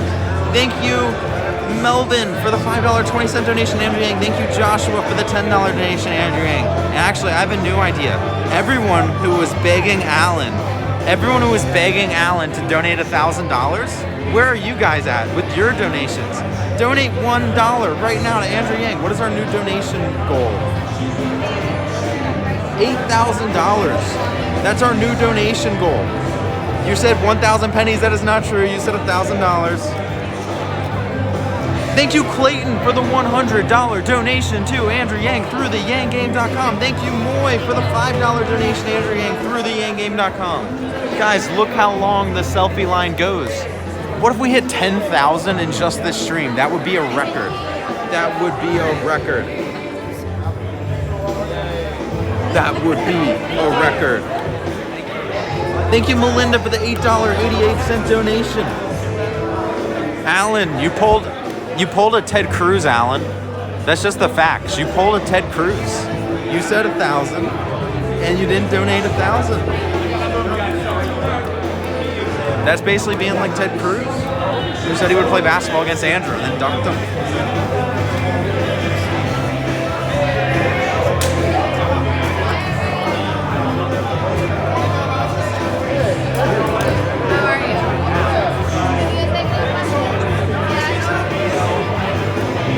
Someone says, do an interview and I'll donate $0.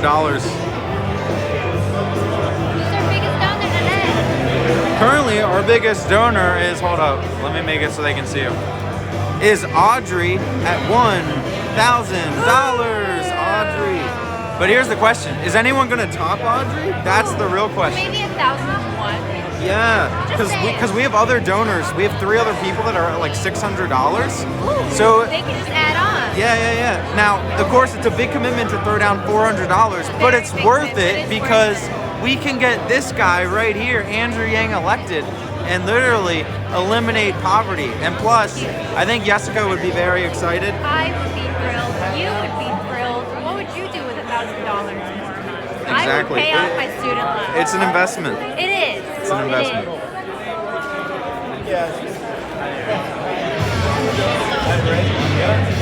Thank you, Aaron, for the $3 donation to Andrew Yang through the yanggame.com. Thank you, Penny, for the $1.20 donation to Andrew Yang through the yanggame.com. Samantha says $500 if I interview someone. Samantha, how am I supposed to believe you? I think you're. I don't believe you.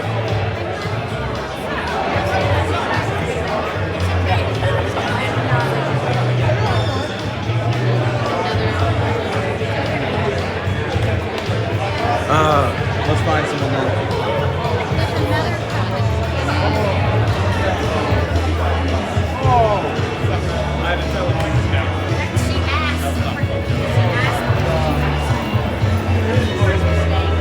Excuse me. Question for you. Would either of you or both of you like to do an interview about what you thought of Andrew's speech tonight, like how you first heard of him, etc., etc.? Sure. Awesome. Because someone, we're running a live stream here, and we raise money for the campaign through the live stream, and someone said they'd donate $500 if I interviewed someone. So this interview alone, you guys are helping raise $500 for Andrew Yang. Yeah. Yeah, can I be interviewed? Just kidding. So what are your guys' names? I'm Madeline Cannell, and I'm Kylie Koenig. Nice to meet you both. My name's Matt. How did you first hear about Andrew Yang? I learned from him from my family, mostly because they're very Republican, and I grew to love and enjoy politics, and I found out through learning and searching them up and listening to my family talk about political candidates, and so I just learned from that. Interesting. And how about you? I learned about Andrew through a commercial. He kind of stuck out to me because they pointed out his son that has autism and how he wants to make like disability, like access to things better. So that kind of stuck out to me. Okay. And then you said your parents are Republicans. Are they also Yang supporters, or is it just you? They are very much Republican. I mean, my mom's it depends on the person, but my dad, definitely his side of the family is Republican, and part of my mom's side is Republican, so I kind of just, I grew up listening to and figuring that out. See, because I lean a little to the right myself, so I find Andrew's message when he says "not left, not right, forward" to really not. It's not just a slogan. Like it's actually how he is. So it'd be interesting if your parents were also into Andrew Yang. Maybe you can convince them. I think my mom is actually a fan. I'm not 100% sure. I have gone to so many of these different rallies from different candidates. So it's cool to get to figure out, see what they are interested in, what they're not interested in. And I'm at a point where I'm trying to see what I would like to lean towards for a political candidate. And before, is this the first time both of you have heard Andrew speak in person? Yeah. And where would you have ranked him out of all the candidates that you're considering? I would say probably in my top 3. In your top 3? Probably my top 3. I think my top 2 would be Pete Buttigieg and Bernie Sanders. He's definitely up there. And after listening to Andrew speak tonight, did anything change for you? Oh, definitely. Before even coming to this, I was like, I don't know what he's going to say. I'm not very interested in, even if I was going to be able to vote, which I sadly will miss it by a few days. I don't think I was going to be able to vote for him if I was able to. And now listening to this, I see key points that actually, I'm very motivated for, and very healthcare, jobs, kids with autism. Those are things that I'm motivated by when it comes to political candidates. And so hearing these things and how he talks to the audience, his personal connection with the audience, it really made me think, oh, he's going to be a great candidate. Did you know that one of his policies, he wants to lower the voting age to 16? I did not know that actually. Yeah, so if he were president right now and that policy was implemented, you would be able to vote. But how about you? Would you say Andrew moved up from third to maybe second or first, or is he still third? I think he's getting up there. Before I didn't really know him as much. I didn't know what he supported, and now I think I know a lot more that I can support him doing.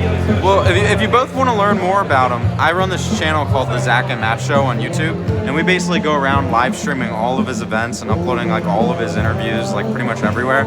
So if you just check it out, we pretty much have everything you could ever want to know, from climate change to gun control to just his big economic policies, healthcare, what he thinks of NASA, pretty much everything on the planet that you could think of. So it was a pleasure talking to you both, and thank you so much for coming out and participating in our democratic process. Thank you. Thank you.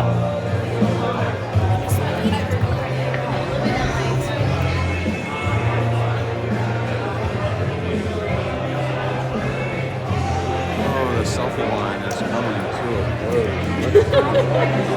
We've had some more donations. So I'm expecting a $500 donation for that interview. I'm expecting a $500 donation for that interview. Who was it that said 500? I went to go turn off my hoodie and my, what you call this? Anyways, thank you, Mary, for the $50 donation to Andrew Yang through theyangame.com. Thank you, Yusuf, for the $5 donation to Andrew Yang through theyangame.com. Thank you, Vincent, for the $20.20 donation to put Andrew Yang in the White House in 2020 through theyangame.com. Thank you, Joshua, for the $10 donation to Andrew Yang through theyangame.com. Thank you, Bradley, for the $6.90 donation to Andrew Yang through theyangame.com. Thank you, Tim, for the $10 donation to Andrew Yang through theyangame.com.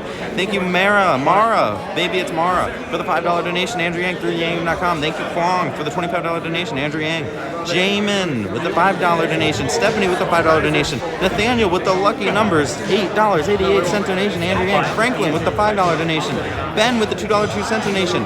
Ayasha, I'm sorry if I mispronounced that, for the $5 donation, Andrew Yang through theyangame.com.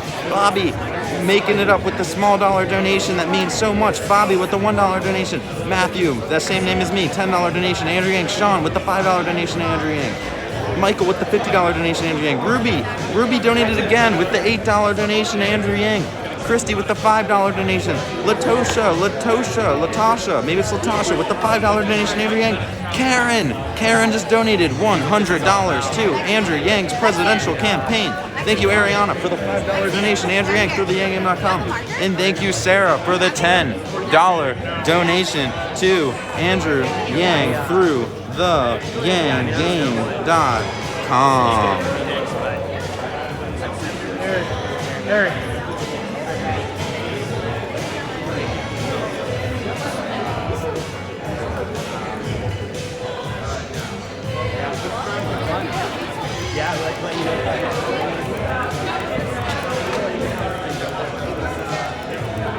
So Samantha, you donate by going to theyanggame.com, and then you enter $500, or maybe you accidentally put in $2,800, and then you click the donate button. Like you put in your email, your name, etc., just stuff that's required by law, and then after that, you put in the donation.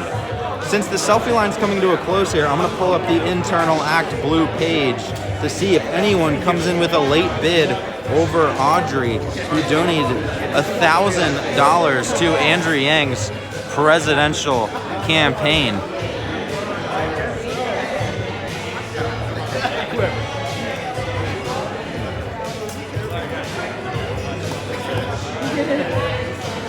Thank you, Aaron, for the $100 donation to Andrew Yang through theyanggame.com. Thank you, Evan, for the $20.20 donation to Andrew Yang through theyanggame.com. Thank you, Fott, for the $25 donation to Andrew Yang through theyanggame.com.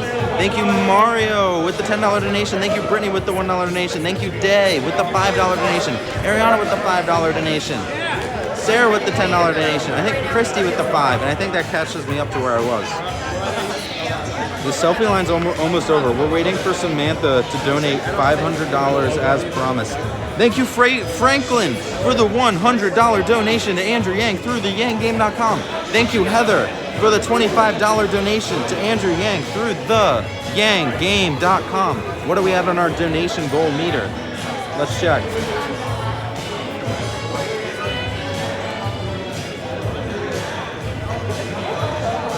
We're so close to that $8,000 goal.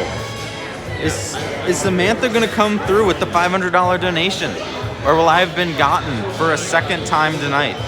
That's the real question. We have no clue.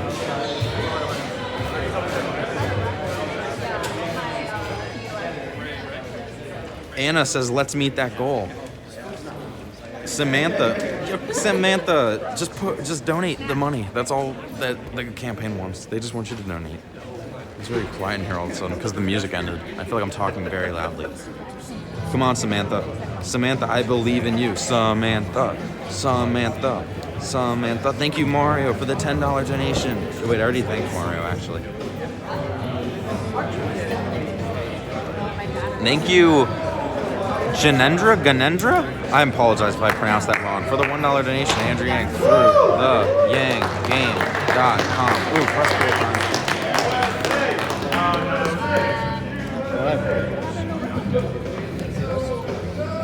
So let's do it this way. One question. All right. Okay. Cool. Thank you. Talk about how you're going to pay for your programs. none of the candidates are tackling the debt. How do you tackle the debt?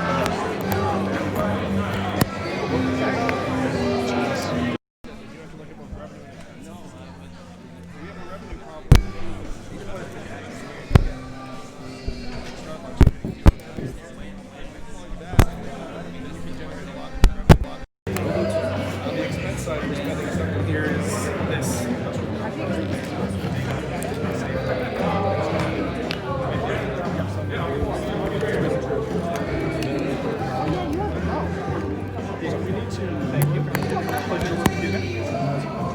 But to me, the revenue is more pressing because you can't have trillion-dollar companies like Amazon paying zero in taxes and expect your finances to be in order. Quick question on John Bolton's new book. Apparently he says that Trump tied Ukraine aid to inquiries that he went after. Just your reaction on that. Well, I think many of us have a sense of the facts of this case. And for better or for worse, generally for worse, impeachment does not seem to be turning on that set of facts.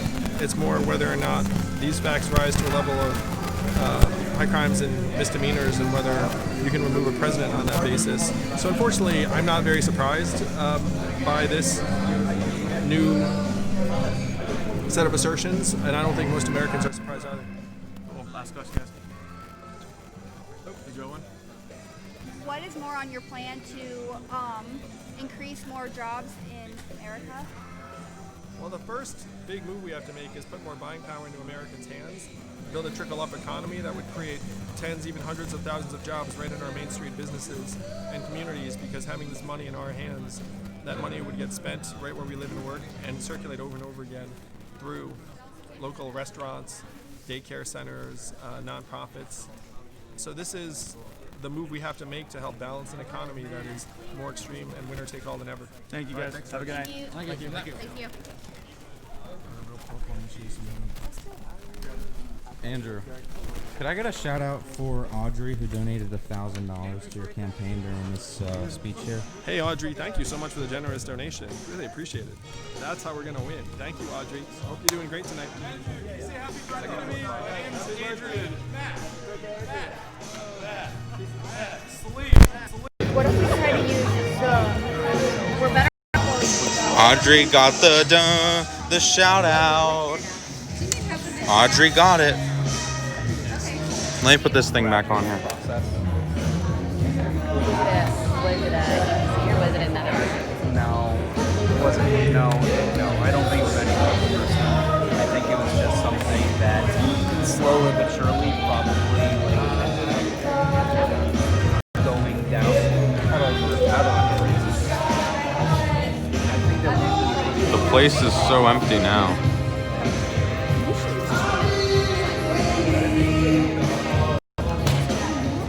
Now we just have to keep the stream going because we have to hit our $8,000 goal. Thank you, Sal, with the $25 donation to Andrew Yang.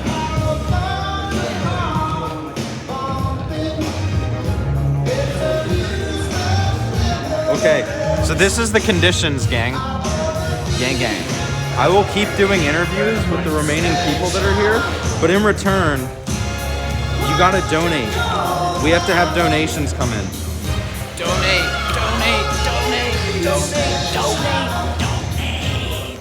Can you explain in a very succinct, amazing way why it's so important to donate in this exact next minute to Andrew Yang's campaign? To this exact minute, because if everyone donates simultaneously, we'll create a orb of power that will spread out across the. I don't know. Do it. No. I like where you're going with that. Keep going. I lost the train. It's kind of like. Did you guys do it? I'm feeling about. Yeah, it's coming through. That's some good energy. There's currently 1.2 thousand people watching this. So shit. what if every single one of them donated $1 right at this exact second? Do it. I gotta go clean up. Are you a volunteer? 48 states. What does that mean? I got the van. I drive around. I do gang stuff. camera shy. Wait, what? I have heard of 48 States for Yang before, but I'm not sure exactly what it is. Are you on Twitter? Yeah. Is your like name 48 States for Yang? Yeah. Okay, that's where I remember you from. What's your name? Nicholas. Nicholas, Matt. Nice to meet you. Yeah, you too, man. Big fan. Sweet. Appreciate it. Yeah. Thank you, Tony, I don't know how to say that, for the $10 donation, Andrew Yang. Thank you, Ruth, for the $1.08 donation to Andrew Yang through the yanggame.com. This new thing is pretty cool. I like it. Take a look.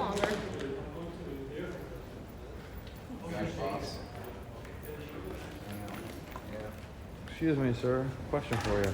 Would you be interested in doing an interview about what you thought of Andrew's speech, what you thought of his event here tonight? I could do that. I'm from Norway. I'm even better. I'm Rebecca's father. Rebecca. The little dark hair, short dark hair, runs around. Maybe I'd recognize her, but yeah, maybe.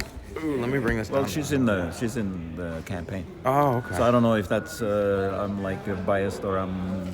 Oh, it's okay to be biased for your own child. I would be biased too, but I don't have any children. Luckily, not yet. Sure. So, what is your name?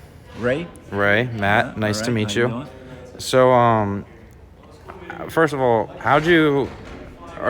did you come all the way from Norway here to Iowa just to visit your daughter, or kind of a combo of visiting your daughter and also to maybe support Andrew, because I see you have the match? Yeah, no, match definitely shirt on. support Andrew, because it was basically how she got here. I was, well, I'm an American, but I live in Norway, and I discovered Andrew maybe like a year and a half ago.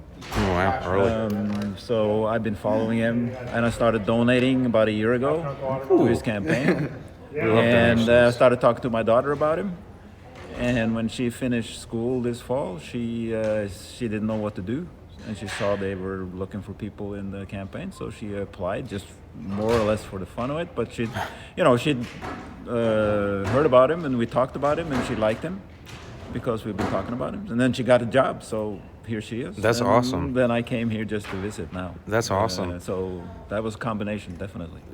Since you do live in Norway, does Norway have a value-added tax? Yes. What is your experience in Norway with the value-added tax? I know that's kind of one of the big differences between Andrew and a lot of other candidates between how they would fund their plans. Is Andrew says the wealth tax has been tried in other countries and it failed, so he wants to do the VAT tax, while like Bernie Sanders and Elizabeth Warren, they support a wealth tax versus a value-added tax. Yeah. So what are your thoughts as someone who's experienced the VAT firsthand? Yeah.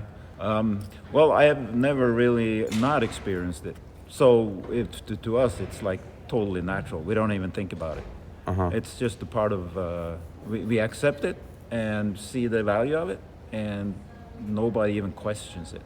There was a discussion a couple of years ago when they raised it from 20 to 25%. And people were like, well, is that necessary? So they lowered it on some items like food and baby supplies, diapers type of thing. They lowered it to I think it's 12%, and then they raised the other stuff to 25. But then there were other than that, the discussion is whether we should raise it to 25 or not. There's been a discussion, but otherwise there is no discussion about the value-added tax. Nobody talks about it. Nobody mentions it. Nobody. It's just like it's just a natural part of in it's ingrained in society. So. It's not a problem. It's interesting to hear you say that the tax is lower in Norway on like staple goods, and then higher on like, I guess, kind of like luxury items. Well, basically consumer items. Like anything else you buy, TV or a car or whatever it is. Because I think that's like kind of what Andrew says is sometimes he gets criticism for. People say the tax is regressive, but what he says is he'd exempt certain items. His is 10%, which you may already know. Yeah. Since you're a very early supporter. Yeah. But he talks a lot about how you can exempt staple items like diapers and food and clothing, and then ratchet it up on things like yachts and robot trucks and stuff like that. Well, it's regressive, technically speaking, but if you make $50,000 a year, you buy a $20,000 car, and you pay the value-added tax on that. You make $2 million a year, you'll buy a $150,000 car, so you'll pay the value-added tax on that. So it's regressive if you buy the same car, but it's not regressive if you buy the car that you can afford. So I don't know. That is this is not a discussion in Norway, at all. But it is big. I think it's one of the reasons is Norway is maybe the most equal society, on the planet.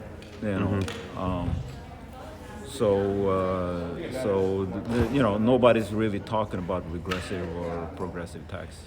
So you think that Andrew, if he were to become president and he implements the value-added tax, you think that would be better than what maybe Elizabeth Warren or Bernie Sanders or anyone else is proposing with the wealth tax? Well, it's I'm not an economist, so I'm not going to say exactly but Norway is one of the countries that has tried a wealth tax, and we pulled it back because it's not, people find ways around it.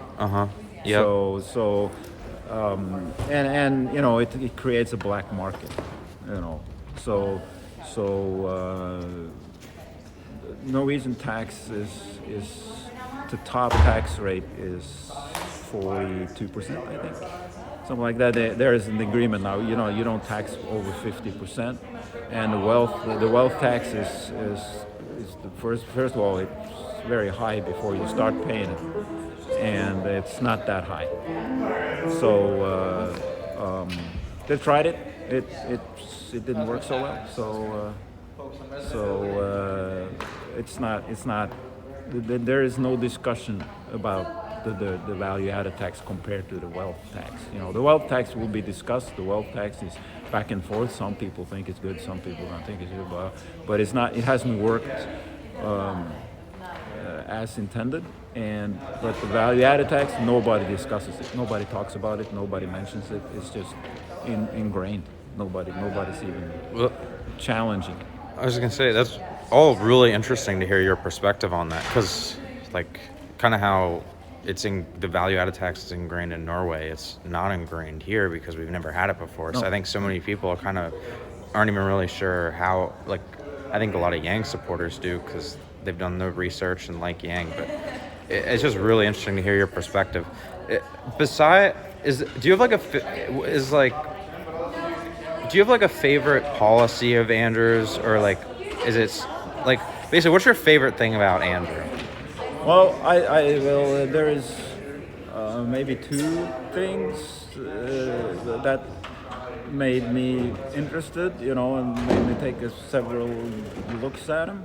The one thing is you got to make the economy work for you instead of you working for the economy. I mean, I feel, in Norway there is more like you feel like when you pay your taxes, you get something back. So people are not, they're not. Most people actually, we pay probably higher taxes, in total than you do here. Our income tax isn't that much higher, but with the value-added tax and other taxes, we pay more. But last year they had a poll where they say, ask people if they think they pay too much or if they should pay a little more, and there was almost nobody who said they pay too much because you get so much back. Yeah. And I feel a little bit sorry here because I see people, they pay the same income tax we do, and it looks like they get nothing back. Yeah, so that's what when he's saying you got to make the economy work for the people, that is instead of people working for the economy, that is definitely what I feel like. And then the fact that you have to see the second thing that I really like is the focus on putting value on volunteer work and all the stuff that is not getting valued in the economy now. And we have the same problem in Norway. I think that's definitely a challenge there too. Like you started about, Yeah, you know, staying it's home. kind of a global challenge. Yeah, that's a global challenge. So, and I think that's something that in the future we need to get to that point. So, those two things is what I like most about it. But then a lot of the solutions, a lot of the stuff I also like. So I'm a big fan. Super Awesome. big fan. I really enjoy hearing your perspective. One final question for you. Yeah, sure. When are you going back to Norway? Wednesday. Wednesday. Yeah. Do you plan to do an absentee ballot here in the U.S.? Yeah, probably. And is Yang your number one, or are there others you're considering? No, I'm not considering anybody else. Yang's your number one. Yeah. I don't think anybody else can do much. I agree, because I'm all in on Andrew. Yeah. So been following around his campaign for his entire bus tour here. Yeah. Oh, yeah. So, and like running this YouTube channel for the past like 8 months. So. Yeah, right. Yep. But pleasure All right. talking with you, and Likewise. thanks so much for introducing your daughter to Andrew Yang. Yeah, no, my pleasure. All right. Take care. All right. No, I'm not married. That was a really interesting interview. Oh, that's mine. That's mine. Yeah. Sorry, I just threw my stuff around like everywhere. Julian can't be on camera. Huh? What'd you say? Said Julian can't be on camera. That's not entirely true. What is this doing? Let's see if we have more donations come in. Oh my gosh, we had 28 donations come in the past while I was doing that interview. That's insane. We got a mismatch crap right now. We gotta go through. That's insane. Nobody stole from anyone. Oh yeah.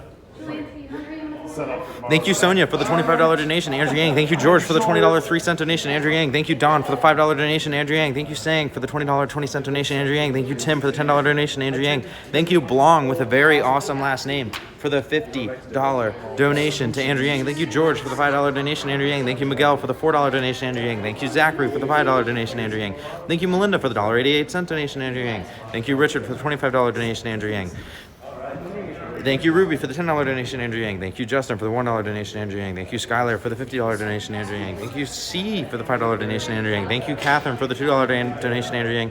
Thank you, Angela, for the $1 donation, Andrew Yang. Thank you, Brian, for the $5 donation, Andrew Yang. Thank you, Dan, for the $5 donation, Andrew Yang. Thank you, Amit, for the $5 donation, Andrew Yang. Thank you, Alan, who said he would donate $1,000 and then donated $10. He pulled a Ted Cruz. But hey, thank you for the $1.69 donation. Thank you to Jason for the $50 donation to Andrew Yang. Thank you, Yi, for the $10 donation to Andrew Yang. Thank you, Joshua, for the $20 20-cent donation to Andrew Yang. And thank you, Anna, for the $10 donation to Andrew Yang. All that in the last 13 minutes. Sorry. That's wild. How many people do we still have watching? And how close are we to this donation goal? Okay, there's still 1,000 of you watching. And it looks like we're about... Should I take this towards the door? Should I just pull my... We've raised like $7,000. Sorry. No, it's Can we get to 8,000? Let me pull up chat. Interview. There's no one else to interview. The event ended a long time ago. All right, we'll keep the stream running, but I'm gonna pack up and stand. Missing your cords. Is out of the 1,000 of you, can we combine to hit this $8,000 goal? Can we do it? And this goes to the back. Yeah, but Someone asked Matt, you were on the live show. Who's updating the donate lists? yeah, we could take this. Well, Andrew talks a lot about automation and artificial intelligence, and the donation web interface is completely automated except for the top donator. That's the only thing that's being manually changed, and it's being changed by John, aka Darth Clyde, who you see in chat all the time. Wonderful, wonderful man. Oh, we're $1,343 away from raising $8,000 during this stream alone. DIY says, how do I donate? You go to https://www.theyanggame.com. Should we start carrying out to the front? Anything? Yeah, you're Thank you. I just wish I could have. I wasn't following that speech. It was right before you went up. He's like, all right, you can fill this. All right, I've got one Q&A. I would have had something ready. All I need is like 2 minutes to prepare. Julian's. Oh, yeah. Love it. Oh, I got you going. Get him. Thank you. See you again soon. You gave one of the opening speeches? At the Council Bluffs I did. Yeah. Oh, no, here. Sorry, not tonight. Back at the office. Okay, at the lunch canvassing thing. Yeah. Awesome. What's your name? Ray. Ray. Yeah. Matt, nice to meet you. Nice to meet you. Would you like a chance to do an interview right now, or like do you work for a campaign? Yeah. Okay. Yeah. So you can't then. Sorry. Well, you can give us. We're good. Are you allowed to say this on camera? Are you allowed to say, please donate to Andrew Yang? Is that allowable?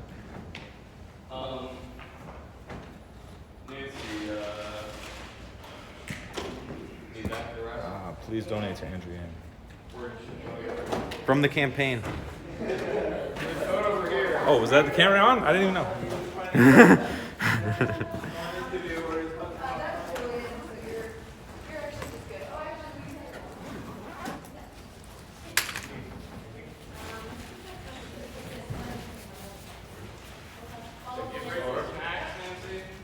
I got Andrew snacks.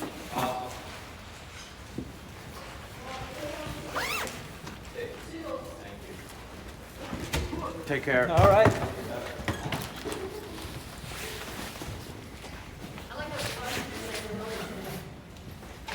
Yeah, it's not awkward at all. No. Hey! More donations. Thank you. Yeah, do I need to Good get event, right? No, you're good, man.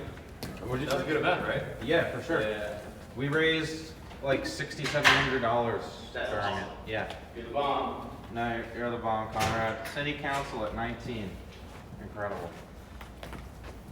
Thank you, Kara, for the $25 donation, Andrew Yang. Thank you, Penny. Penny again with the $1.08 donation, Andrew Yang. Thank you, Jonathan, for the $10 donation, Andrew Yang. Thank you, Adriana, for the $1 donation, Andrew Yang. Thank you, Joshua, for the $1 donation, Andrew Yang. Thank you, Brandon, for the $8.88 donation, Andrew Yang. Thank you, Jenna, for the $10 donation, Andrew Yang. And thank you, Catherine, for the $1 donation to Andrew Yang. Have a good night. See you later.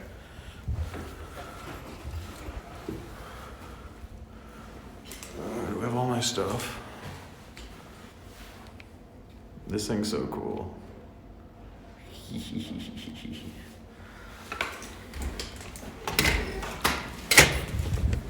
As soon as I walk out of this high school, the stream's gonna go down because we're currently on the Wi-Fi.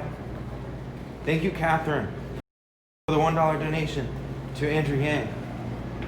Darth Clyde says, I would say that if we don't complete it, just tell everyone we'll try tomorrow. There is no failure. The goal was $8,000 by the end of the stream. Look how cool this thing is. Look, I can move it all over the place. And it just, it doesn't have the shaky, like look at this. It's so cool. This thing is awesome that I bought. Now we just gotta get the audio figured out and we'll have perfect audio. Thank you, Richard, for the $25 donation to Andrew Yang. Thank you, Ruby, for the $6 donation to Andrew Yang. Thank you, Melissa, for the $1 donation to Andrew Yang. Ooh, what's going on in here? Basketball? Oh, wow. Should I pop in? Should I pop in and yang them all? I don't know. Thank you, Melissa, for the $1 donation to Andrew Yang. Thank you, Ruby, for the $6 donation to Andrew Yang. Okay, new special. New special. How many people are still watching? Because if I walk out of here, we lose Wi-Fi. There's 847 of you. We're 847 of you here. Have a good night, Jeremy. Have a good night. Thank you. And as soon as I walk out of here, we're gonna lose Wi-Fi. So real quickly, we're gonna do a competition. We're gonna do a competition. We're gonna give away a shout out for tomorrow morning at the first event. We need to hit this $8,000 goal tonight. We hit all our goals, and I'm not gonna go without. Sample was there IRL. Oh, yeah. Hey, quick question for you. Have you ever heard of this guy Andrew Yang? Andrew Yang. Yeah, he's running for president. Andrew Yang is running for like president? Yeah, president Really? of the University of Quebec. I have never heard of Andrew Yang. Okay. Are you playing basketball right now? No, no. Do you want to do an interview real quick about Andrew Yang? Like, as someone who's never heard of him, there's 890 people watching, and they might be really interested in hearing a brand new person's thoughts on Andrew. Okay, I mean, why not? Awesome. Is this a okay spot? Yeah, that's good. I'll just move this a little. I'm gonna move this a little closer. That way that Mike will just pick it up. Alright. And then I'll take off. Do I need to look at the camera or should I like? No, I'm gonna come around. That way Okay, we can just so have we look like we're just gonna be having a conversation. Okay. All right. So basically, well, how involved in like politics have you ever been before? Not very involved. Or? Honestly, I'm not very involved, and I think it's because I don't understand politics how I should. So, yeah. So this is the interesting thing about Andrew Yang, this guy who's running for president. He draws in a lot of people who typically either don't care about politics or that like got so annoyed with like the back and forth and like, you know, how Republicans and Democrats are just always like blah blah blah blah blah, and it's like it's so hard. Yeah, it's so hard to keep up with. But he actually tends to bring in a lot of new voters because he has like a unique message that has drawn out like so many people like me. Like I'm just one of like thousands of like really hardcore supporters who have come to Iowa specifically to support Andrew Yang. And I'll tell you a little bit about him. He never has run for any office before. So he was literally a total unknown like a year and a half ago, and now he's in 4th place nationally at 8%. Yep, and he's gonna be in the next debate. He's made every debate except one. The way they do the debates is you have to reach like a certain threshold. So it just kind of shows how strong his campaign is that he missed a debate and now he's gotten back on it. But talking about his message, his signature policy is he wants to give every single American $1,000 a month from 18 till the day you expire, for life. No questions asked. Everyone gets it. All you got to do is be an American citizen and be 18 years and over. Wow. So when you first hear that, does that sound like a gimmick? Too good to be true? Awesome? It sounds impressive, honestly. It sounds very impressive. I want someone like him in office if he could do that. Yeah, and then that's the thing is, you see this math hat here? His slogan is "Make America Think Harder," and he has an economics degree from I think what is it? It doesn't matter, just some top school, and he also has a law degree from Columbia. So he's a very smart guy, and he ran a nonprofit from 2011 to 2017 where he would connect recent college graduates to cities like Detroit and Birmingham and Cleveland. Big cities, but cities that traditionally don't receive like the top talent. Like typically all the top talent goes to Seattle or San Francisco or New York. So he was trying to help create new businesses and new jobs in cities that typically aren't getting new talent. And then what he realized was for every job that he was creating, there was 10 or 100 or 1,000 jobs being ripped away by automation or artificial intelligence. Because like I'm sure you've walked into like McDonald's and seen this like self-checkout machines or people do their taxes on the people do their taxes on TurboTax. That's getting rid of jobs that used to be in like the legal or accounting industry. There companies like UPS, they're starting to experiment with like self-driving trucks, and like trucking I think is the top job in 29 states. It really is. So it's good money. Yep. Yeah, you can make a lot of money being a trucker, but here's the thing about it. Companies, if they automate trucking and they can have a truck that runs 24 hours a day and never stops, like, or it's driven either like by some operator who has like 20 screens up at once, or it can literally just, the technology is getting so good that it can drive itself. The net effect for having it so that it never has to stop, because currently you can only be on the road for like a certain amount of time before by law you have to get off. These companies, they would save $420 billion every single year. So the companies are going to do companies always do what's best for their bottom line. And basically what Andrew is saying is, he basically is saying, why did Donald Trump win in 2016? Why did he? So like the news will say Russia or emails, Hillary Clinton, et cetera, but this guy Andrew, he's very, very data driven and very, very like just focused on, like he's not very ideological, he's solutions oriented, and he just looked at raw data and he found out that in all the states that Trump flipped from blue to red, that those were the states that were hardest hit by manufacturing job loss due to automation. That's why he won them. Yep. So once he pieced that together, he basically was like, this is what he says. He says he went to our leaders in Washington, D.C., because he actually, this guy Andrew Yang, he was, for his nonprofit work, he was recognized in 2012 and 2015 by Barack Obama as like first a champion of change, and then he was like a ambassador of entrepreneurship. So it's like, so he was getting like, he's like literally there's a picture of him like next to Obama sitting like around the table. So, but like he's never been elected to any office before. He was just being recognized for his work. And basically he went to Washington, D.C. and he told the leaders there, like, these are the problems. Is anyone going to do anything to fix it? If we're in your way, just let us know. I'll just run you over. And they told him, like, they were basically, I forgot the three things, but basically it was like, we don't want to talk about that.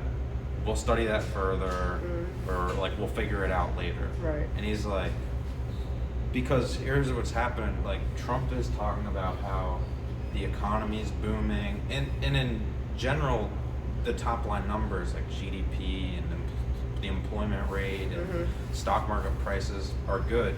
But then you actually look at the numbers that matter most to the people, like life expectancy. Exactly. That's declined for the past 3 years, first time in 100 years, due to the increase in record high suicides, record high overdoses, record high depression, anxiety, and stress.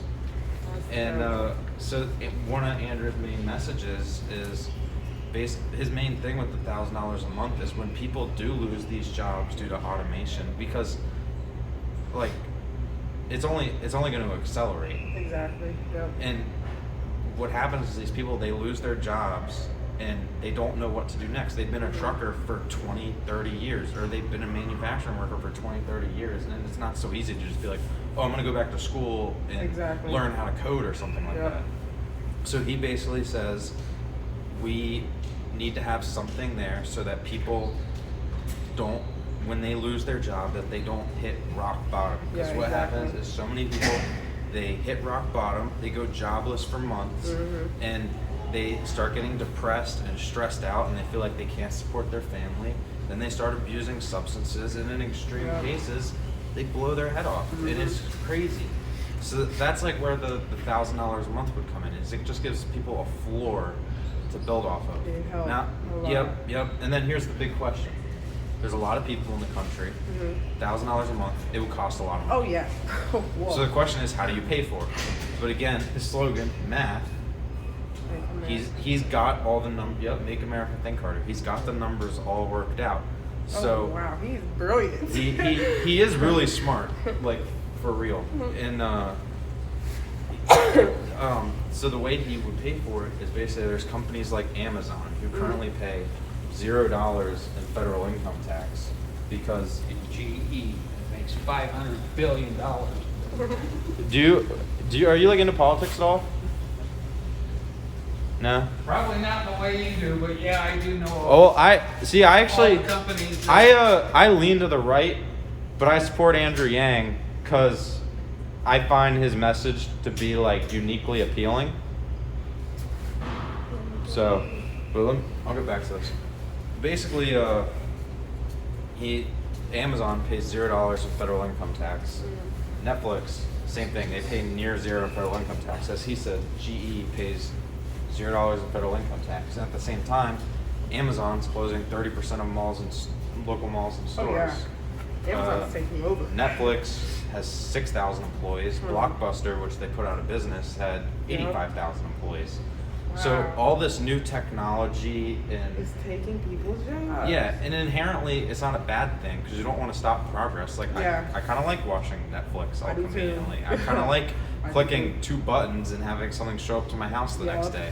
But the thing is, there has to be something in the interim so people don't hit rock bottom. Exactly. So he's proposing this thing called a value-added tax that all the European countries use, and we're like one of the only modern economies that doesn't use it. And it's a tax that's inescapable and unavoidable. Because right now, Amazon, have an army of lawyers and accountants that are very good at going through the current tax loophole system. And what Andrew says, is that the company's fault or our fault? And he's like, our fault. How could we be so stupid to allow trillion-dollar tech companies to be able to pay $0 in taxes? So he wants to put in this value-added tax, which is a transactions tax that applies at every point of sale in a business. Because right now, there's just an income tax. But if you do your accounting right and you're really good at dodging taxes and go through the loopholes, you can do what Amazon did and profit. You're like paying less tax. They paid less taxes last year than you, me. They actually got a $394 million refund from the government. So what I would do with that? Yep. And basically, the value-added tax, basically, like if Amazon were to buy like a product from a supplier right now, there's no tax on it. And he's proposing put a 10% tax on that point of sale, at every single point of sale. And so it's inescapable. And the one criticism of it is that it can be regressive because it would apply to just like general consumer items as well. But what he's proposing is you can exempt like common consumer items like diapers and food and clothing and ratchet it up on things like yachts and robot trucks and stuff like that. Like things that everyday people aren't buying. Exactly. To even it out. And then with all that money, instead of giving it to the government, where they might spend it on war in the Middle East or lose it or whatever the heck the government does with all our money, he's saying give it directly back to the American people because the people know how to take care of themselves better than the government. Yep. And then like another one of his big messages is just right now we confuse human economic value with human value. Like there's millions of like stay-at-home parents that are doing some of the hardest work in society, but GDP and stock market prices doesn't recognize any of that. You give them $1,000 a month just as a right of citizenship, you're recognizing their work. And and when it turns out when you give people $1,000 a month, like some people are worried like, oh, like people will work less or whatever, but in limited studies that have been done in like certain European countries, and there's been like certain, like this town called Stockton, California has done like a kind of like a experiment, if you will, on it, and the studies have shown that people actually, their productivity goes up, happiness goes up because they have more time. If you get an extra $1,000 a month, maybe you don't have to work that second job doing Uber, trying to pay off your bills. Yeah. So you got to spend more time with your family and more time And your doing bills like are volunteer work, or more time going to just do what makes you happy. Right. And like, it's crazy because 50% of Americans can't afford an unexpected $400 expense, and people are just so stressed because of it. So if you just give everyone just a little bit of an extra cushion, it would improve so much for society. And that's what I really like about Andrew, is he talks a lot about, like, I feel like a lot of politicians, there's like, for every problem there's a cause and effect, and I feel like a lot of politicians are focused on trying to fix the effect rather than the root cause. Like, Andrew's talking about like deep systemic issues in society, and it's why he gets people like me who lean to the right a little to literally donate the most you can to his campaign and be following him around for the past two months. I live in Maryland. I've been home like 4 or 5 days in the past 2 months, and there's, like I said earlier, like thousands of people just like me doing the same thing, and it's just crazy. One of his slogans is "Not left, not right, forward," because he gets no. Oh, that's I was like, oh my God, is he here? He was literally just down there. Wow. He had a huge rally. Drinking anything, so And appreciate you so much. Like I said, if you're down, that's fine. Good night, Julian. Yep. Take care of the Take care, guys. Thanks. So he's drawing in. He's drawing people who used to support Trump now support Andrew. Like there was a poll that showed that over 10% of Trump voters would switch from voting for Trump to go to Yang, and that's all you need to win an election. And it makes him actually, like, it seems to me like so many Democrats, that's their number one focus, is getting rid of Trump. And what I say is, well, if you really care about getting rid of Trump, one, you can vote for Yang, because I actually think he has the best chance to beat Trump. But more importantly, I think he has the best ideas out of all the candidates, because he's talking about stuff that nobody else is talking about. He has over 150 policies on his website. Everything, like, he wants to ban robocalling. And, like, people are like, how do you do that? Like, basically, he would put a fine on, like, there'd be a hotline that you could call, and you can report a number, and then someone investigates it, and then if the company, they would get a fine. And because that's the end of the day, companies only care about their bottom line. So it's like the same thing. People care a lot about climate change, and companies are going to pollute because it's cheap. So what do? Right now, when you pollute, who pays for it? Us, the people. We pay for it, and it's called an externality, an externalized cost. And what Andrew was saying, let's put a tax of $40 per ton on every single. Of $40 per ton of carbon that's released into the air, and suddenly you're internalizing the cost, and the companies are going to look, oh no, we can't pollute anymore because we're losing $40 for every ton we pollute.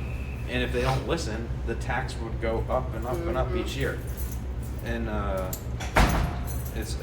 then that money would also be used again to give back to the American people as part of it. That's another way he would fund the $1,000 a month. So that's just kind of like an intro. I don't know. What do you think? What do you think of all that? He sounds like a great guy, honestly, and I'm not just gonna say that, but from what you've told me, the $1,000. I'm speaking for myself too. I'm 19. I'm in college. Of course, I have college debt coming at me. I'm trying to deal with my financial issues right now. I'm young. I just moved into an apartment. That $1,000, like I said, I'm speaking for myself, that would help me a bunch. I'm paying on a car, like, hey, I would appreciate that extra help. And then, hold on, Mandela. And then, along with just some of the other stuff you said, like these people's jobs being taken and what he's trying to do for it, he sounds like somebody we need, honestly. Exactly. He sounds like somebody we need in office. That's what I think. And then also, I'm one for, I like to see, may I ask what his ethnicity is? He's Asian. I'm one for seeing minorities in higher places. So I'd love to see another different race in the White House. I'd love to see that. So Yeah. he sounds like he has a bunch of brilliant plans. He sounds like a very impressive man, honestly. Yep. Yeah. I mean, he really is. Like it. How's it going? How you doing? What's your name? Mandela. Oh yeah, she already said that. Mandela. We're doing an interview about this guy named Andrew Yang. Have you ever heard of him? He's running for president. Oh, is he? Yeah. Anybody better than Trump, so it's good. Yeah, and this guy, he's better than everyone, in my opinion. He's trying to make it so everyone 18 and older gets $1,000 every month for the rest of their life. No questions asked, no gimmick. Everyone gets it. He got my vote. Why isn't he in office? He's got your vote? Fuck yeah. Just off that, like 10 seconds. Yeah. So if you really, this is the thing. He's already gone from literally nobody knew who he was to being in 4th place at 8% national. National. And Who's the third? third is, I think, Warren. Warren who? Elizabeth Warren. Oh, I've seen her. Yeah. I've seen her. I mean, do you guys live here in Council Bluffs? No. Or We live in Omaha. oh, okay. Yeah. It's So- for basketball.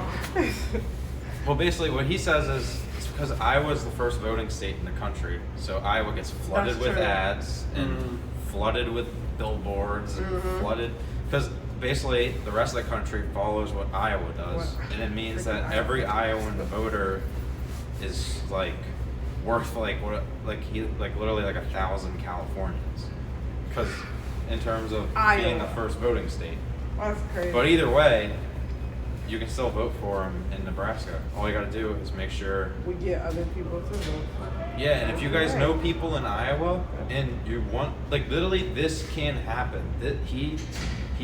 This whole thing can happen. It sounds crazy, but if he were to get like top 4 in Iowa, it would basically like there was a poll that said 91% of Democrats would be satisfied with Yang as the nominee, but a lot of people, because basically there's been kind of like a blackout on his campaign from the media, especially very early, because they were like, oh, he hasn't been a governor, he hasn't been a senator before, so they're like, don't need all that. It's like exactly. It's like the fourth nuts. yeah. It's like because all the people that roam around in Washington and are stuck in their DC or New York bubble, it's like this elitist mentality. So they're like, this random guy, he's not allowed to do this. So they just don't cover him and don't take him seriously. He's outdoing a bunch Yeah, of them right and now. despite that, he's outlasted literally a dozen senators, governors, and Congress people that have had to drop out. That's his slogan. What? Look at his hat. I'm pointing to your hat. Math. Make America think harder. Hey, That's so smart. I'm gonna think about it though. If he's Hey. right now he's 4th, right? Yep. If he's 4th, He has time to move up. Yep. all them titles don't mean nothing. Basically, he just needs 40 to 50,000 because only 5% of Iowans actually go to the caucus, and the caucus is on February 3rd. Only 5%. Yep. Because it's like something that And actually still their votes count for 1,000. That's why, because literally whatever Iowa does, New Everybody- Hampshire becomes the people next base it voting off. state, and they're all like, Iowa did this. wow. Wow. And then it goes to Nevada, and then South Carolina, and then finally on March 3rd it's Super Tuesday, and that's when like 15 states go on the same day.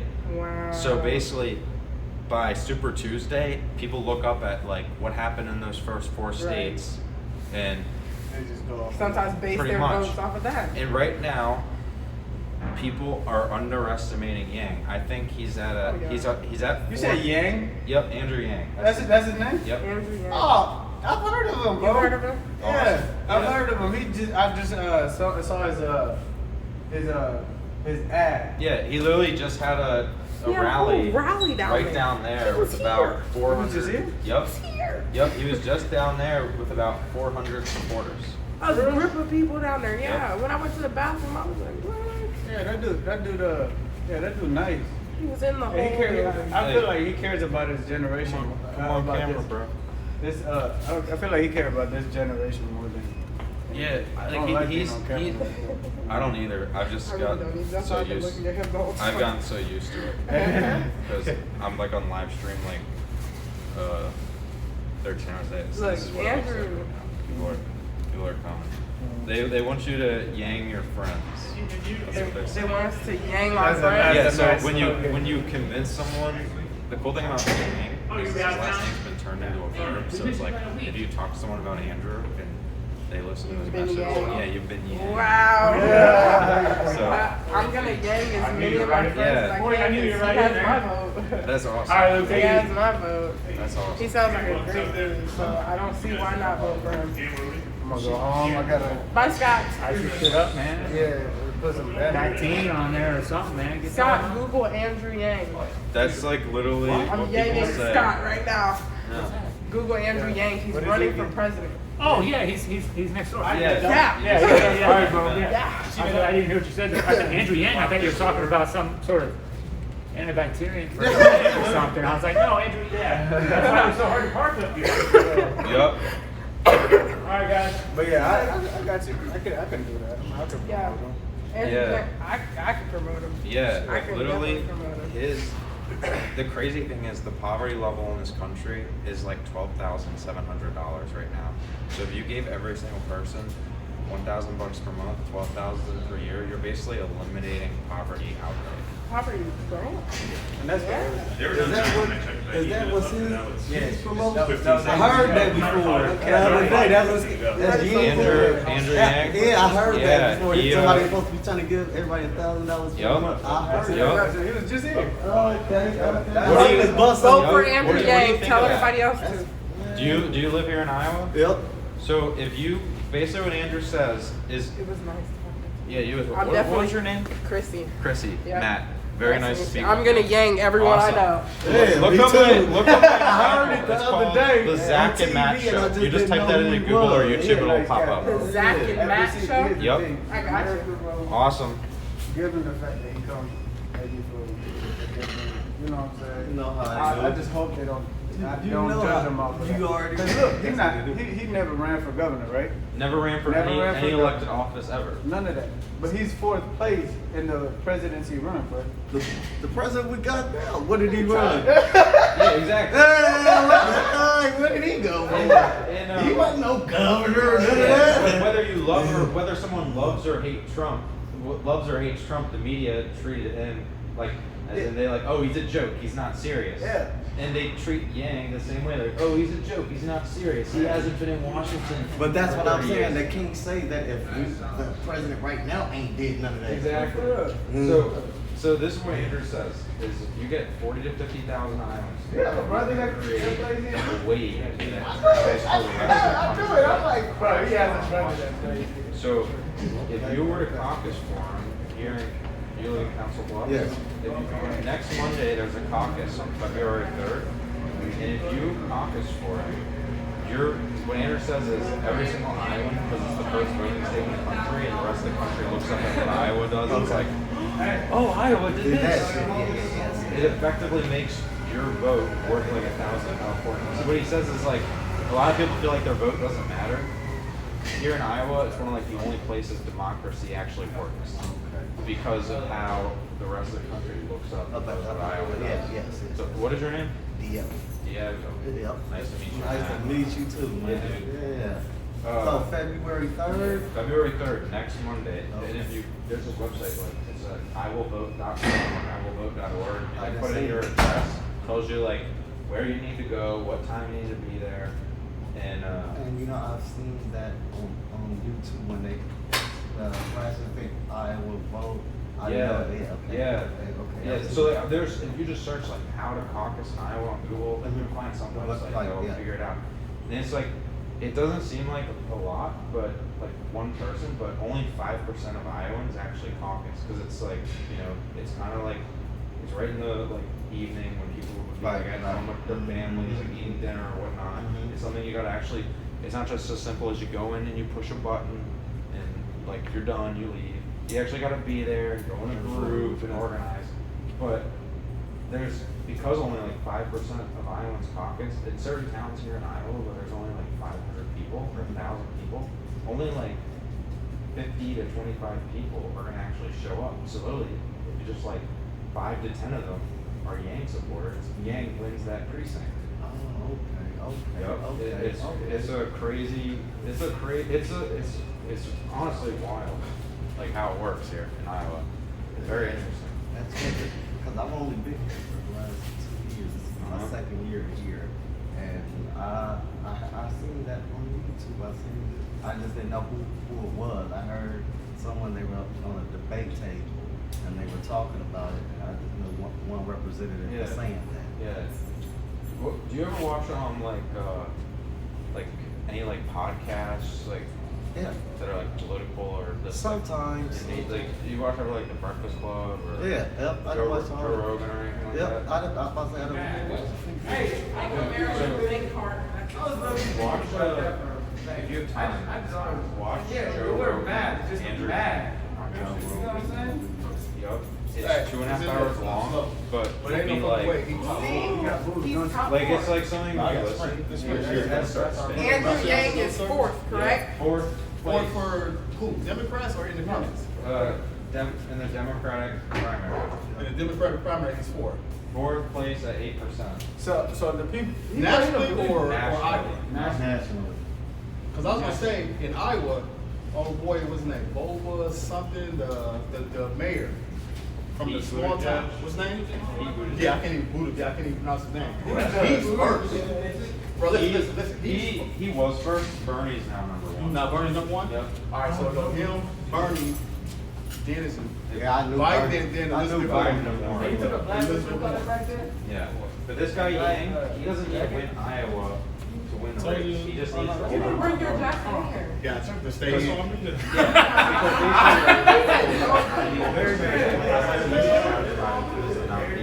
Just because like the media doesn't take him seriously, people are like my vote on someone but if he just overperforms in Iowa, the rest of the country wakes up and is like, oh my god, this guy wants to give us $1,000 a month, and who I like and is funny and has a great personality and seems to actually give two shits about people. They'll be like, this guy can actually win. I'm gonna vote for this guy. Right. So it's like no, I get what you're saying. Yeah, you live here in Iowa. Listen. No, I live in Omaha. But that's the reason, one of the main reasons why Trump won, because he got all the press coverage and nobody else did. You know what I'm saying? And so every time you saw on TV, it was Trump, and they never talked about the other 11 or 13 Republican candidates or whatever. So no, I completely get what you're saying when it comes to the media. Because I've never heard of it. I'm political as heck. I've never heard of it before. Yeah, do you ever watch like the Breakfast Club or Joe Rogan or? I used to, not really. So I just watch CNN and Fox. I just go back and forth between the two. Like I like Chris Wallace on Fox. Yeah, he's the only one. So Yang actually did an interview with Chris Wallace on Sunday morning. Oh. And if you go my YouTube channel. This past Sunday? Yeah. Gotcha. And see, yesterday. What the only thing that popped up was he was talking to one of the Republicans that's on the. You heard like the Ben Shapiro show? Yep. He's been on there. Like that's the one thing about him. He's a Democrat, but he's willing to go on all the Republican or the right-leaning shows because his slogan is not left, not right, forward. Because I lean to the right myself, and I'm out here in Iowa. I understand. Like, because he. Well, see, I was Obama. You know what I'm saying? Obama, the reason why he didn't Obama a lot in the middle. Because I think he was part left. He didn't really start doing that until his second term. But his first term, he was like completely in the middle. Yep. What's your name? Fine. Nice to meet you, Matt. Have a good night.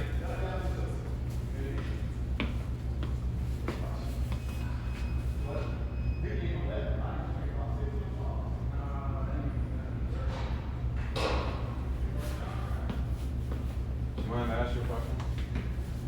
I'm gonna have to ask you to leave. It's like, that was supposed to be done at 9 and. Yeah. No, I get you.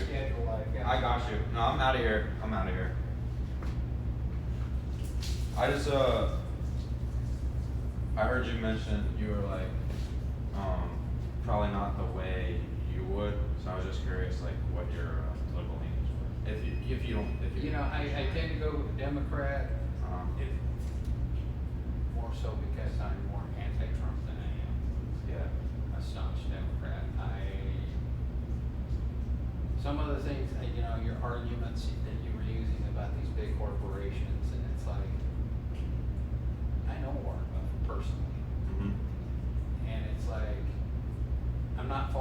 corporations. Yeah. No, it's not their fault. They're doing it's the their goal is to government. make money. Exactly. They've set up Exactly. these loopholes and stuff like that. Oh, they are. And Trump, I don't particularly care for him. Just strictly because of his superior attitude. He does not, I mean, that's the American dream. You hire armies of accountants to get you the lowest taxes you can get. And it's like, if you won the lottery, $300 million, you would be hiring accountants to pay the least amount. So what Andrew says is, he goes, whose fault is it that Amazon's paying zero taxes? Is it their fault or is it our fault? And he goes, it's our fault. of course it's our fault. How can we be so fucking stupid to let $1 trillion tax company, $1 trillion tech companies pay zero in taxes? I can't think of the guy Cash from Ohio, last election. He spelled it out, flat out simple. A national income tax standard rate, just a flat tax, period. I'd be a fan of that. You know, and I was too, because it's like, the little guy, okay, you pay 2%, the multi-billionaire pays 2%. You know, there's no deductions, no scamming out of it, no, of course, the downside is look at all the accountants you would put out of work. Yeah. But well, I don't want to take up too much of your time, and I'm sure, but are you someone who plans the caucus on February 3rd? I am working. Working? All right. So I'll be here when the caucus is going on. Darn. Well, if you do ever want to learn more about Andrew, because he is just an interesting guy, just look him up on YouTube. Okay. Or if you don't want to learn more about him, do whatever makes you happy. What's your name, by the way? John. John, my name's Matt. Thanks for letting me overstay my welcome. Because I got to have an interesting conversation with you folks. No, I understand that, but it's... Yeah, no, it's late. I follow him around everywhere, so I gotta drive and wake up early anyways tomorrow. All right, you have a nice evening. You as well, sir.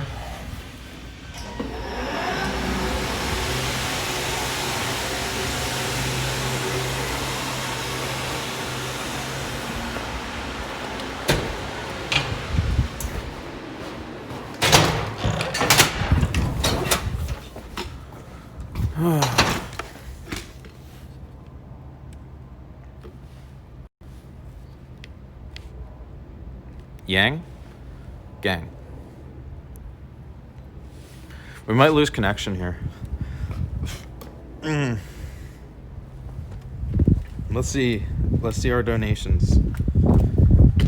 Oh, I don't even want to look at the meter.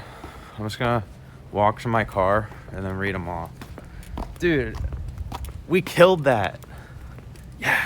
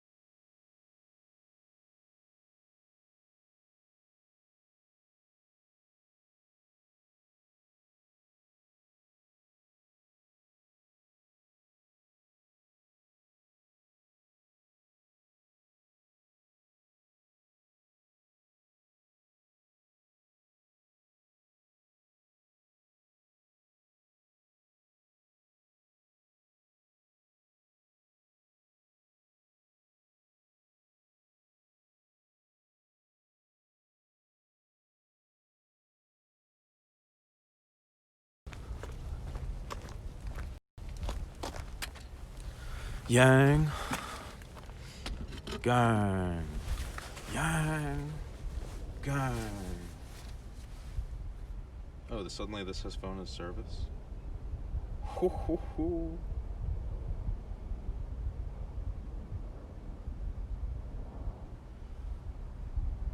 Is YouTube still up? Let me check. I just want to read off all our donations and see if we hit our goal. Yeah, there's still 637 of you watching the stream.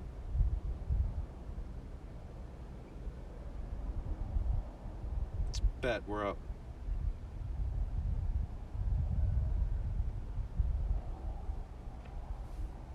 Alright, so let's see. I didn't even look at the goal meter. Thank you, Richard. Oh, I'm so excited. We raised so much money tonight. Thank you, Richard, for the $5 donation to Andrew Yang through theyangame.com. Thank you, Tim. Tim donates every single day. Tim is the man. Tim with the $50 donation to Andrew Yang through theyangame.com. Thank you, Sarek, for the $10 donation to Andrew Yang through theyangame.com. Thank you, Carl, for the $5 donation to Andrew Yang through theyangame.com. Thank you, Vincent, for the $25 donation to Andrew Yang through theyangame.com. Thank you, Wei Dong, for the $50 donation to Andrew Yang through theyangame.com. Thank you, Blong with the $50 donation to Andrew Yang through theyangame.com. Thank you, Evan, for the $5 donation. Richard with the $10 donation to Andrew Yang.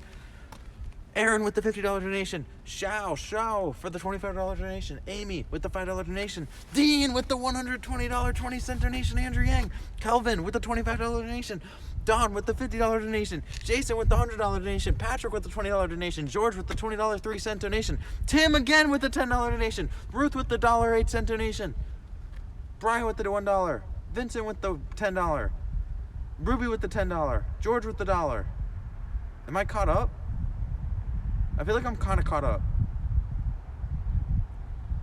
Melissa with the $1, TJ with the $5, Stephen with the $11.11, Sean with the $2, Teresa with the $5, Michael with the $10, Donald with the $10, George with the $1, Ruby with another $10, Xinjiang with the $10. Now let's see what we're at with our goal.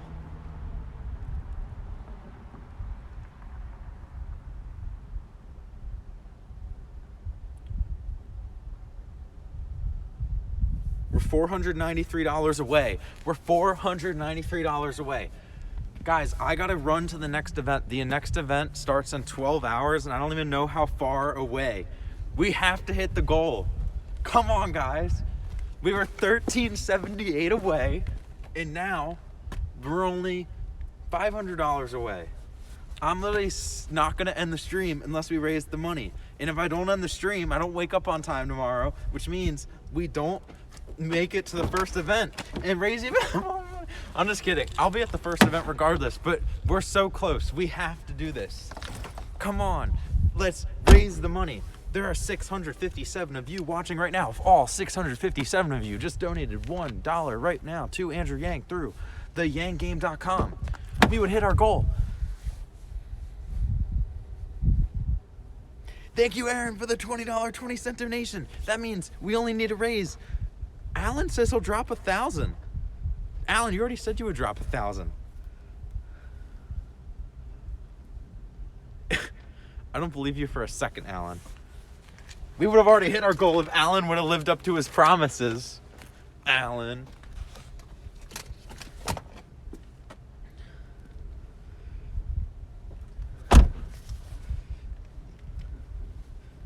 We got to raise the money. We gotta raise the money.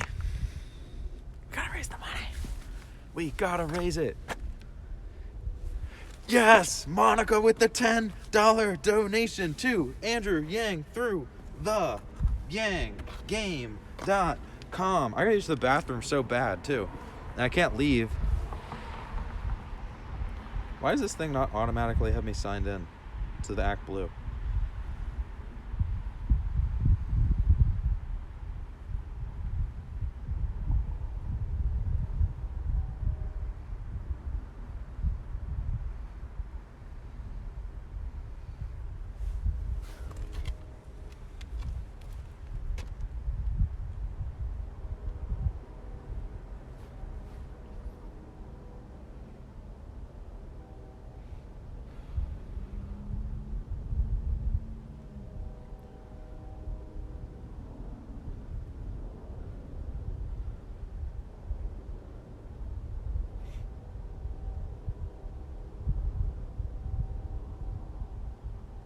Okay, I'm signed in, which means I now have the internal ActBlue page.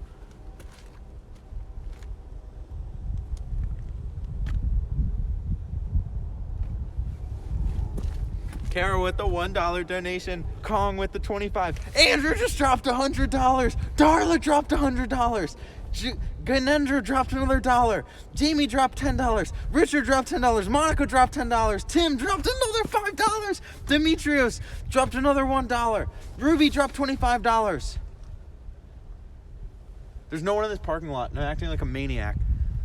They're gonna call the cops on me. Dion with the $10. How far away are we? Let me reload. Did we get any new donations? Cecilia with the 5. Did I say Elizabeth with the 10? How close are we? We gotta be so close. Let me pull up the YouTube chat. How close are we, Darth Clyde? Thank you, James, for the $10 donation to the YouTube stream. It's cold out here. Come on, guys. Make the night. Make the night. How far away are we, Darth Clyde?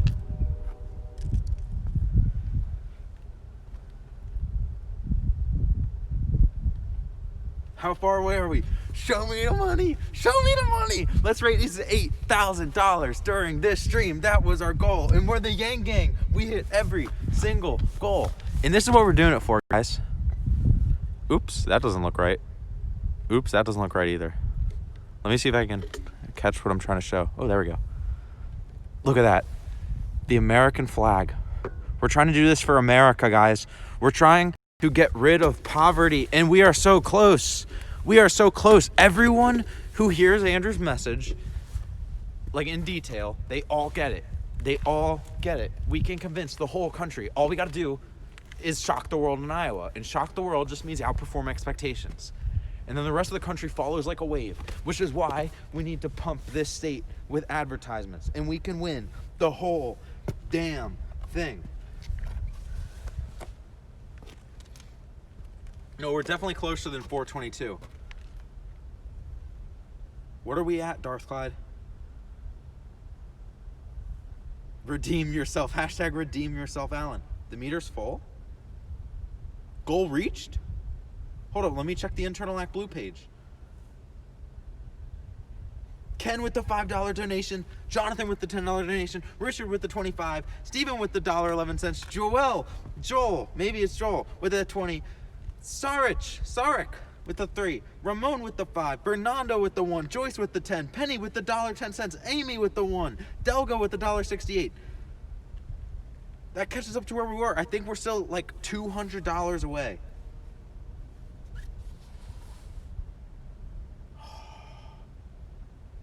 Jason with the 50.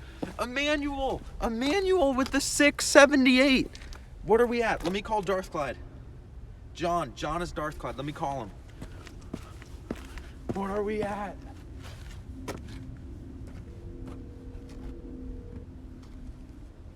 Yo, what are we at? How close are we? It looks like the developers rounded it terribly. We only need, according to the actual numbers, the display is incorrect. Yep. The numbers show that we only need, doing some quick math here, 66. We only need $66. Who's gonna make it happen? Donate 66. We only need $66 more. Who's gonna make it happen right now? Who's gonna donate $66 to Andrew Yang? We're looking for $66. Yang Kong with the lovely first name with the $5 donation. Shao or Shu. Or I'm sorry if I say your name wrong. I really do apologize. With the 25. Christopher with the 1. Darth God, let me know when we hit it. And let me know who hits it. Whoever hits it, donate right now, because if you hit the goal, if you are the donor that puts us over the $8,000, you will get a shout out tomorrow morning from Andrew Yang, who will hit the goal. Demetrios with the 5. Let me know when we hit the goal, Darth Clyde. Let me know when we hit the goal, John. Oh my gosh. We're so close. We're so close. We're less than $2 away. $22 more. Joshua with the $6.60. Maru with the 50. Robin with the 5. Amir with the 6. Was it 11 more? 11 more? Who's it gonna be? Felipe with the 10, Richard with the 10. Who was it? Who was it? Alan with the 66. Alan with the 66. We hit the goal. We raised 8,000. Let's go. Gang. Gang. Who? So we gotta figure out who. Thank you, Alan. Alan made it up for himself with the $66. Oh my gosh. Joyce with the 6. Joyce with the 6. Joyce with the 6. Aaron with the 50. Blong with the 1. Andrew with the 25. Michael with the 25. Demetrios with the 11. Don with the 50. We broke $8,000. Savon with the 2. Anna with the 11. Evan with the 1. Brian with the 220. Mario with the 10. Angela with the 5. Dude, we gotta figure out who was it that put us over. Oh my gosh. Dude, there's no way I can figure that out, dude. So many donations came in. Don with the... Anna with the 11. Savon with the 2. Let me look at chat. Let's see chat's reaction. We hit the goal. But I'd say in honor of Alan, I'm going to throw up a special gift for him. Alan redeemed himself. Alan redeemed! I don't think Samantha didn't donate.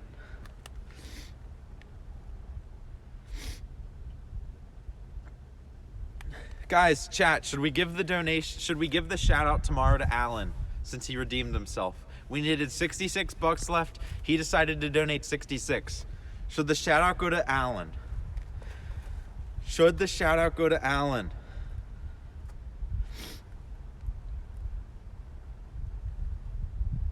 I say Alan wins. Alan did it. Give it to Alan. Alan redeemed. Alan. Let's just give Alan the shout out. Hold up. Jonathan just threw down $100. Jonathan just threw down 100. Vincent with the 5. Jonathan just threw down $100 for. I'm actually going to put his name on the gift now. Yeah, dude. Gift it.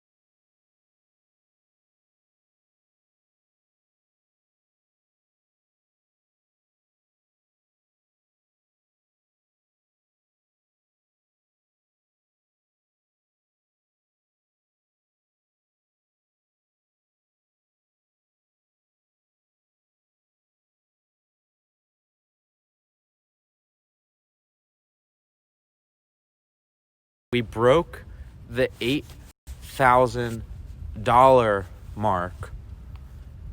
Great job, guys. We're going to be back at 10 a.m.